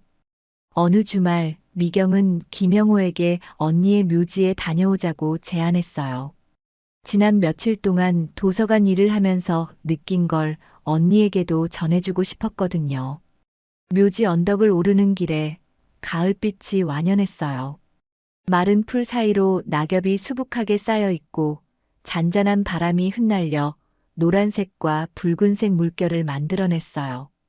둘은 아내의 묘비 앞에 섰고 미경은 작은 꽃 한 송이를 놓고 생각에 잠겼어요. 언니, 이렇게 작은 직장이지만 자리도 생기고 집에서도 편히 지낼 수 있게 됐어. 내가 조금씩 강해지고 있어. 김영호도 묘비를 조심스럽게 쓰다듬으며 중얼거렸어요. 여보, 당신 동생 정말 잘해내고 있네. 나도 매일 당신을 생각하지만 이제는 예전처럼 괴롭고 무기력하지만은 않아. 그 순간 마치 아내가 거기에 있는 듯한 느낌이 들었어요. 나뭇가지 사이로 스며드는 가을 햇살이 따스하게 묘비를 감싸고 있었지요. 사람이 함께 지내다 보면 예기치 못한 갈등이 생길 때도 있어요. 어느 날 김영호는 허리 통증으로 병원 진료를 받고 오는 길에 미경에게 미리 연락을 하지 않고 그냥 혼자 다녀왔어요. 미경이 퇴근해 돌아와서야 그 사실을 알았고 순간 속상한 마음에 짜증을 냈어요. 이런 일은 미리 말씀해 주시면 제가 함께 가드릴 텐데요. 왜 혼자 고생을 하십니까? 병원 가서 진통제 처방만 받으면 될 일이라 괜히 걱정 끼치고 싶지 않았습니다. 작은 말다툼처럼 보였지만 사실 미경은 이제 가족으로 받아들인다고 해놓고 왜 내게 의지하지 않으시나 하는 서운함이 컸어요. 김영호 역시 오랜 습관대로 혼자 해결하려다 보니 미경의 입장을 배려하지 못했어요. 결국 저녁 무렵이 되어서야 서로 마음을 풀고 차분히 이야기를 나눴어요. 저도 충분히 의지하고 싶지만 그 방법을 잘 모르겠습니다. 아내가 떠난 뒤 혼자 지내는 게 너무 익숙해져서. 제가 너무 예민하게 받아들였습니다. 앞으로는 저도 더 신경 쓰겠습니다. 그 작은 갈등을 겪으면서 둘은 서로가 가족으로서 함께 살아가는데 필요한 대화를 더 많이 해봐야 한다는 사실을 깨달았어요. 가을이 깊어지면서 묘지 주변의 나무들은 잎을 거의 떨어뜨렸고 앙상한 가지들이 드러났어요. 언덕을 오를 때마다 찬바람이 옥기 사이로 스며들어 한층 쌀쌀해졌어요. 김영호와 미경은 주말마다 거르지 않고 성묘를 했어요. 떨어진 낙엽을 치우고 때로는 꽃을 꽂고 아내에게 근황을 전했어요. 여보, 이번에 건강검진을 다시 받아봐야겠어. 당신 동생도 함께 가준다고 하네. 언니, 나 이제는 예전처럼 도망치듯 살지 않을 거야. 작은 걱정이라도 나누고 살 거야. 누구도 대답해주지 않는 무덤 앞에서 두 사람은 매번 진심을 털어놓았고 그 행위가 서로에게 큰 위로가 되었어요. 아내의 존재는 사라졌어도 그녀가 남긴 끈은 동생과 남편을 계속해서 이어주고 있었어요. 어느 날 묘지 관리인과 얘기를 나누던 김영호는 납골당 관리 보조 일을 제안받았어요. 묘지와 가까운 납골당 쪽에서 인력이 필요하다는 것이었지요. 김영호는 잠시 망설였어요. 매일같이 고인의 흔적을 마주하는 일이 슬픔을 더 깊게 만들지는 않을까 걱정되었어요. 하지만 동시에 아내 곁에서 일하는 게 의미 있을 수도 있겠다고 느꼈어요. 납골당 관리 보조를 해볼까 합니다. 어찌 보면 아내와 더 가까워지는 일이기도 하고 다른 유가족분들을 도울 수 있다면 좋겠습니다. 그 선택을 존중해요. 다만 힘들어지시면 꼭 말씀해 주세요. 결국 김영호는 그 일을 수락했고 얼마 뒤부터 납골당에서 꽃꽂이 정리나 시설 유지 보수 같은 잡다한 일을 하게 되었어요. 그곳에서 다양한 사연을 가진 사람들을 보며 그는 자신이 아내를 잃었을 때 느꼈던 슬픔을 조금씩 승화하는 방법을 터득해 갔어요. 날이 점점 추워지자 둘은 함께 시장에서 따뜻한 목도리와 장갑 등을 장만했어요. 미경이 도서관을 다녀오는 길에 장을 봐와서 집에서 국이나 찌개를 끓여 먹는 일이 늘었어요. 어느새 함께 사는 가족의 모습이 자연스러워진 거예요. 아내의 방은 여전히 미경이 사용했지만 방 곳곳에는 언니의 흔적이 배어 있었어요. 미경은 가끔 혼잣말을 하며 사진을 쓰다듬었고 김영호도 그 말을 들으며 담담하게 미소를 지었어요.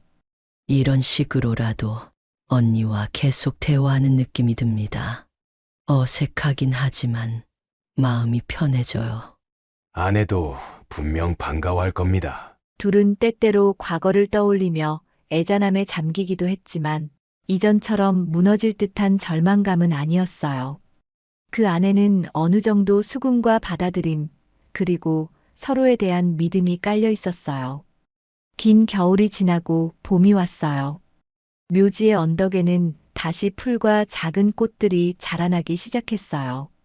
김영호와 미경은 함께 꽃씨를 뿌리며 아내가 좋아했을 법한 야생화를 키워보기로 했어요. 이렇게 꽃을 심어두면 언니가 조금 더 기뻐하지 않을까요? 아내가 좋아하던 국화도 심고 싶습니다. 국화가 피면 참 예쁘겠지요. 둘은 조그만 삽과 물뿌리개를 챙겨 흙을 고르고 씨를 뿌리면서 작은 희망을 심는 기분이 들었어요. 다음 달이면 싹이 나겠지요? 하고 기대를 나누는 순간 서로의 얼굴에 잔잔한 웃음이 번졌어요. 봄바람이 언덕을 부드럽게 휘돌아 비쳤고 어디선가 새소리까지 들려왔어요. 그 소리가 마치 너희는 잘 지내고 있구나 하고 속삭이는 듯 했어요. 집에 돌아온 뒤 미경은 예전부터 써놓은 작은 노트를 다시 펼쳤어요. 그 안에는 노숙 시절의 괴로움과 두려움이 가득했는데 이제는 그 페이지를 마주봐도 숨고 싶지 않게 됐어요. 새로운 페이지에 언니에게라고 제목을 붙이고 짧은 편지를 쓰기 시작했어요. 언니, 혹시 이 글을 볼 수 있다면 얼마나 좋을까? 그래도 나는 이제 괜찮아. 언니가 없지만 형부와 함께 언니의 집에서 살면서 도서관 일도 하며 행복을 찾아가고 있어. 내가 이 집에 들어왔을 때 언니는 이미 떠난 뒤였지만 이상하게 언니를 더 가까이 느끼게 됐어. 다음에는 언니가 못 가본 곳도 가보고 언니가 꿈꾸었던 일도 조금씩 해볼게. 사랑해. 늦어서 미안해. 하지만 남은 생은 절대 포기하지 않고 살도록 할게. 쓰다 보니 눈물이 흘렀지만 그 눈물은 전과 달리 후회와 자책만이 아니라 회복과 다짐이 섞인 감정이었어요. 그 뒤로도 시간이 계속 흐르면서 미경은 도서관에서 더 많은 책임감을 갖게 됐고 김영호는 납골당 일에 보람을 느꼈어요. 주말이 되면 늘 아내의 묘지에 들러서 꽃을 가꾸고 인사를 했어요. 처음에 통곡하며 눈물로 지새웠던 그 장소는 이제 둘이 나란히 서서 대화를 나누는 평온한 공간이 되었어요.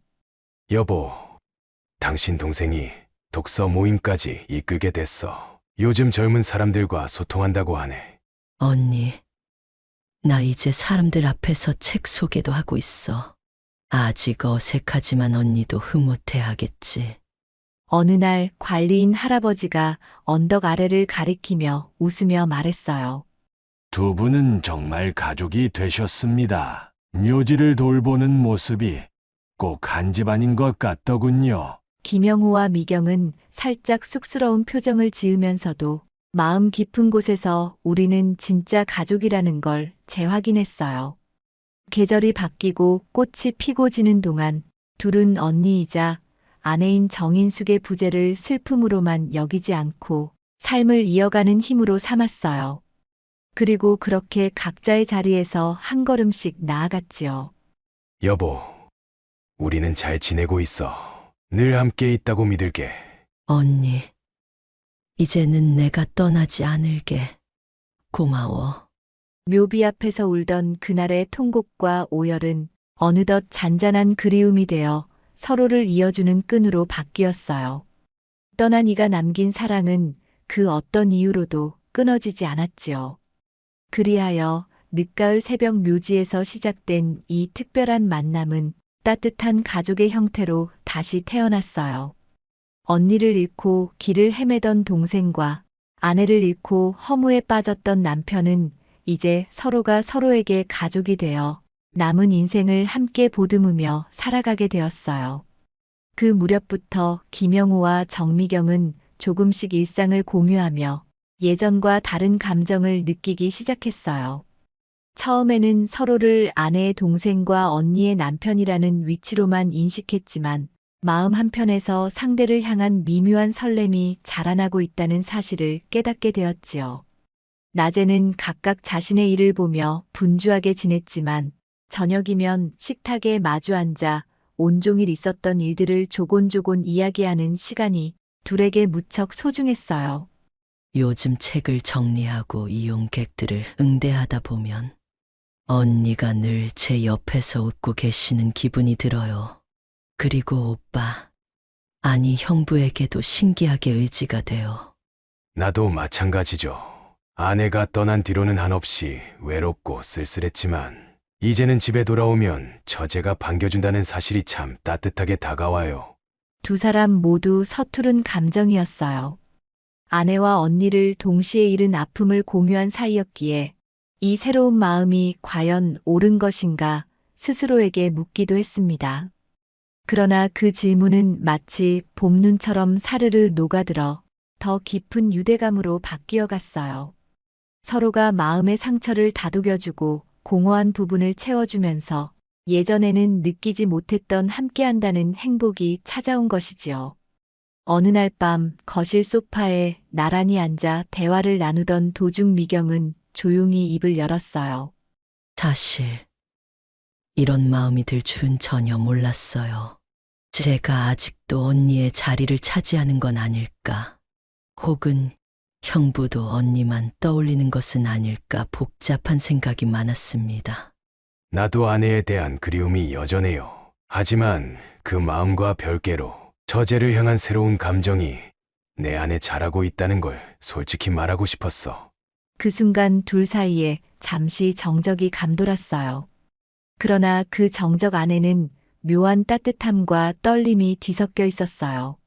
미경의 눈시울은 촉촉해졌고 김영호의 목소리에는 약간의 떨림이 배어나왔어요.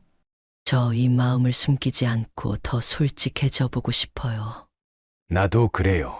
시간이 더 흐르기 전에 우리 마음을 아내에게도 떳떳하게 전하고 싶어. 그들은 서로를 바라봤고 마치 언젠가 이 일이 운명처럼 예정되어 있었다는 듯 자연스럽게 손을 맞잡았어요. 방 한구석에서 은은하게 비치는 스탠드 불빛이 이제 막 피어나는 두 사람의 마음을 축복하듯 따스하게 깜빡였어요. 다음 날 미경은 도서관 업무를 마치고 급히 귀가했어요. 김영호는 납골당 관리인 일을 마무리하자마자 곧장 집으로 돌아왔지요. 두 사람은 눈빛만 봐도 알 수 있을 만큼 서로를 반갑게 맞이했고 작은 식탁 위에 국과 반찬을 꺼내놓으며 자연스럽게 함께 요리를 시작했어요. 오늘은 내가 시장에서 장을 좀 봐왔어요. 오빠가 좋아하는 두부 요리, 그리고 따뜻한 국도 함께 끓여볼게요. 도와줄게요. 나도 이제 부엌에서 뭘 해야 할지 조금씩 알 것 같아. 둘이 부엌에서 어깨를 나란히 하고 칼질을 하는 모습은 평범한 부부의 단란한 풍경 같았어요. 김영호는 예전에는 상상조차 못했던 일상을 미경과 함께 누리고 있음을 실감했어요. 아내가 떠난 뒤로 식탁 위에 이렇게 풍성한 온기가 감돌 줄은 예상 못했다고 생각했어요. 늦은 저녁 식사를 마친 뒤 둘은 아내의 방에 들어가 사진첩을 펼쳐봤어요. 언니이자 아내였던 정인숙의 사진들이 빼곡히 붙어있는 앨범이었고 사진 한쪽 모서리에 적힌 메모들을 보면서 미소 짓기도 했어요. 이 사진은 인숙이가 생전 기념일에 맞춰 촬영했던 거야. 그때 저 코트가 참 잘 어울렸는데. 언니, 표정이 밝아 보이네. 이렇게 행복해 보이다니. 나도 괜히 마음이 뭉클해져요. 앨범을 덮으며 미경은 작게 중얼거렸어요. 언니에게 우리가 이런 마음으로 함께 지내고 있다고 솔직히 고백하고 싶어요. 아마 언니도 기뻐해 주겠죠. 나도 그렇게 믿어요. 오히려 우리를 이어준 것은 아내의 마음이라고 생각해요. 두 사람은 그날 밤 마치 중요한 결심을 한 사람들처럼 마음을 굳게 다졌어요. 머지않아 언니이자 아내였던 정인숙의 무덤을 찾아가 새로운 인연을 다시금 허락받고 싶다고 생각했지요. 어느 맑은 아침, 김영호와 미경은 함께 아침 식사를 마치고 아내의 묘가 있는 묘지 언덕으로 올랐어요. 그동안 잡초를 뽑고 씨앗을 심었던 자리에는 이제 앙상했던 겨울가지를 밀어내며 여기저기 새싹과 꽃들이 뽐내듯 피어나고 있었어요. 듬성듬성 피어난 들꽃이 묘비 주위에 살며시 채색을 더해주고 있었지요. 묘비 앞에 선 두 사람은 잠시 서로를 바라봤어요. 그리고 미경이 먼저 무릎을 살짝 굽히고 정인숙의 묘비에 손을 얹었어요. 언니, 오늘은 언니에게 정말 큰 이야기를 하려고 왔어. 저는 이제 언니 곁에 있고 싶은 형부, 아니, 영호 오빠와 함께 인생을 이어가려고 해. 여보, 혹시 당신이 보고 있다면 우리가 서로 의지하고 사랑하게 되었음을 허락해줘. 처음엔 막연히 의무감과 상실감을 나누었지만 지금은 진심으로 서로를 생각하고 있어. 두 사람의 음성은 묘지 주변에 고요하게 울려 퍼졌어요. 언덕 위로 부는 바람은 이전처럼 서글프지 않았고 마치 축복인 양 온화하게 얼굴을 스쳐갔어요. 잠시 뒤 김영호는 조심스럽게 주머니에서 작은 반지 상자를 꺼냈어요. 아내에게 줬었던 반지가 들어있었어요. 미경아, 나와 결혼해 줄래? 언니를 잃었고 나 역시 아내를 잃었지만 이제는 살아있는 우리가 서로를 보듬으며 함께하고 싶어. 영호 오빠, 나도 오빠와 함께 남은 인생을 살고 싶어. 언니가 기뻐해 줄 거라고 생각해요. 미경은 눈가에 맺힌 눈물을 닦으며 김영호의 손을 꼭 잡았고 김영호는 살짝 떨리는 손길로 반지를 그녀의 손가락에 끼워 주었어요. 그런 뒤 둘은 나란히 묘비에 손을 얹었어요. 언니, 우리 축복해 줄 거지? 여기 있지는 않아도 늘 함께 있다는 걸 알아. 여보, 당신이 보낸 선물로 생각하고 앞으로 미경이와 함께 행복하게 살 거야. 그날 두 사람은 첫눈에 보이는 결혼식이 아닌 가장 소중한 사람 앞에서의 약속을 나누었어요. 주변에 아무도 없었지만 오히려 그것이 더 진솔하고 경건하게 느껴졌어요. 이후로는 본격적으로 두 사람이 부부라는 이름으로 일상을 함께하기 시작했어요. 도서관에도 납골당 관리실에도 둘의 새로운 소식이 전해졌고 사람들은 처음엔 놀라기도 했지만 대체로 따뜻한 축하를 보냈어요. 결혼 신고는 조촐하게 마쳤어요. 번듯한 예식장을 빌려 호화롭게 진행하지는 않았지만 서로가 소중한 존재임을 확인하고 법적인 절차를 밟는 것으로 충분했어요. 미경은 자신이 이제 아내가 되었다는 사실이 실감나지 않았어요. 김영호 역시 마음이 뭉클했어요. 아내를 떠올릴 때마다 죄책감이나 슬픔이 아니라 따뜻한 미소가 번졌어요.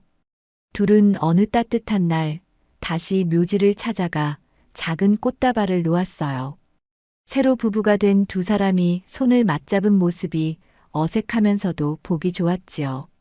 주변에 함께 온 묘지 관리인 할아버지와 납골당 동료들은 진정한 가족이 되었다고 하며 진심으로 축하해 주었어요. 그렇게 계절은 다시 흐르고 부부가 된 두 사람의 일상도 한층 단단해졌어요. 미경은 도서관에서 독서 프로그램을 주도하며 자신감을 키워갔고 김영호는 납골당에서 많은 유가족들을 보듬어주며 소소한 위로를 건네는 사람이 되었어요. 문득 허리가 아파서 병원에 가야 하는 날에는 미경이 곁에서 함께해 주었고 미경이 몸살이라도 나면 김영호가 허둥지둥 약을 챙겨주곤 했어요. 저녁이면 도란도란 마주 앉아 그날의 이야기를 나누고 가끔은 아내 방의 앨범을 펼쳐보며 옛 추억을 되짚기도 했어요. 예전 같으면 울음부터 터졌을 그 앨범이 이제는 웃으며 볼 수 있는 추억의 보물 상자가 되었지요.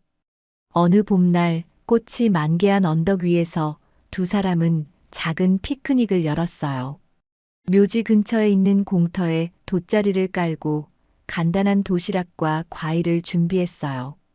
따뜻한 햇살 아래 바람에 흔들리는 꽃들을 배경으로 둘은 서로를 바라봤어요. 이 풍경도 참 예쁘지만 당신이 있어 더 아름다워. 오빠도 마찬가지야.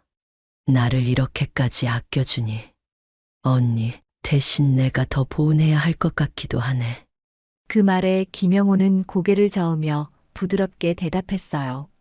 이건 보답을 따질 문제가 아니야. 우리의 인연이 이렇게 이어지고 또 우리를 연결해 주었다고 생각하면 그저 감사할 뿐이지. 두 사람은 마주 잡은 손 위로 화사한 햇살이 들이우는 걸 느꼈어요. 이 자리엔 없지만 늘 함께 존재하는 정인숙의 온기가 그들 사이를 흐르고 있었어요. 아픔과 상실을 딛고 재탄생한 관계. 그 관계는 이미 일반적인 부부 이상으로 서로를 깊이 이해하고 존중하는 사랑이 되었어요. 해가 기울어갈 무렵 둘은 묘지에 다시 들러 아내에게 인사를 건넸어요. 우리 오늘도 다녀가. 잘 지켜봐줘. 언니, 나 이제 정말 행복해.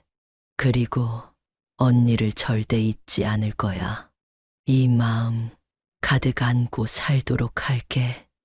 언덕 아래로 내려오는 길이 예전처럼 무겁거나 쓸쓸하지 않았어요.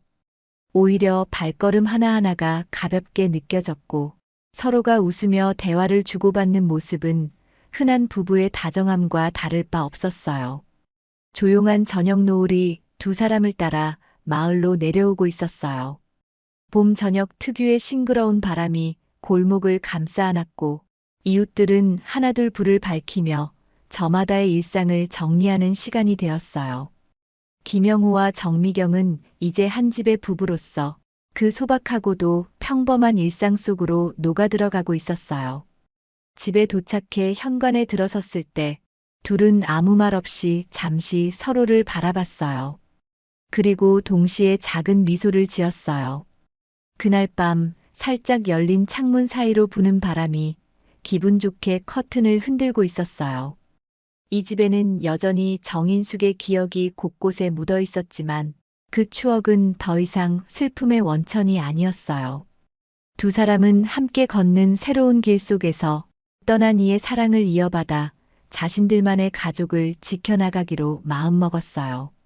결국 그 모든 이야기는 상처와 이별을 품고도 새로운 사랑과 희망을 꽃피울 수 있다는 사실을 보여주었어요.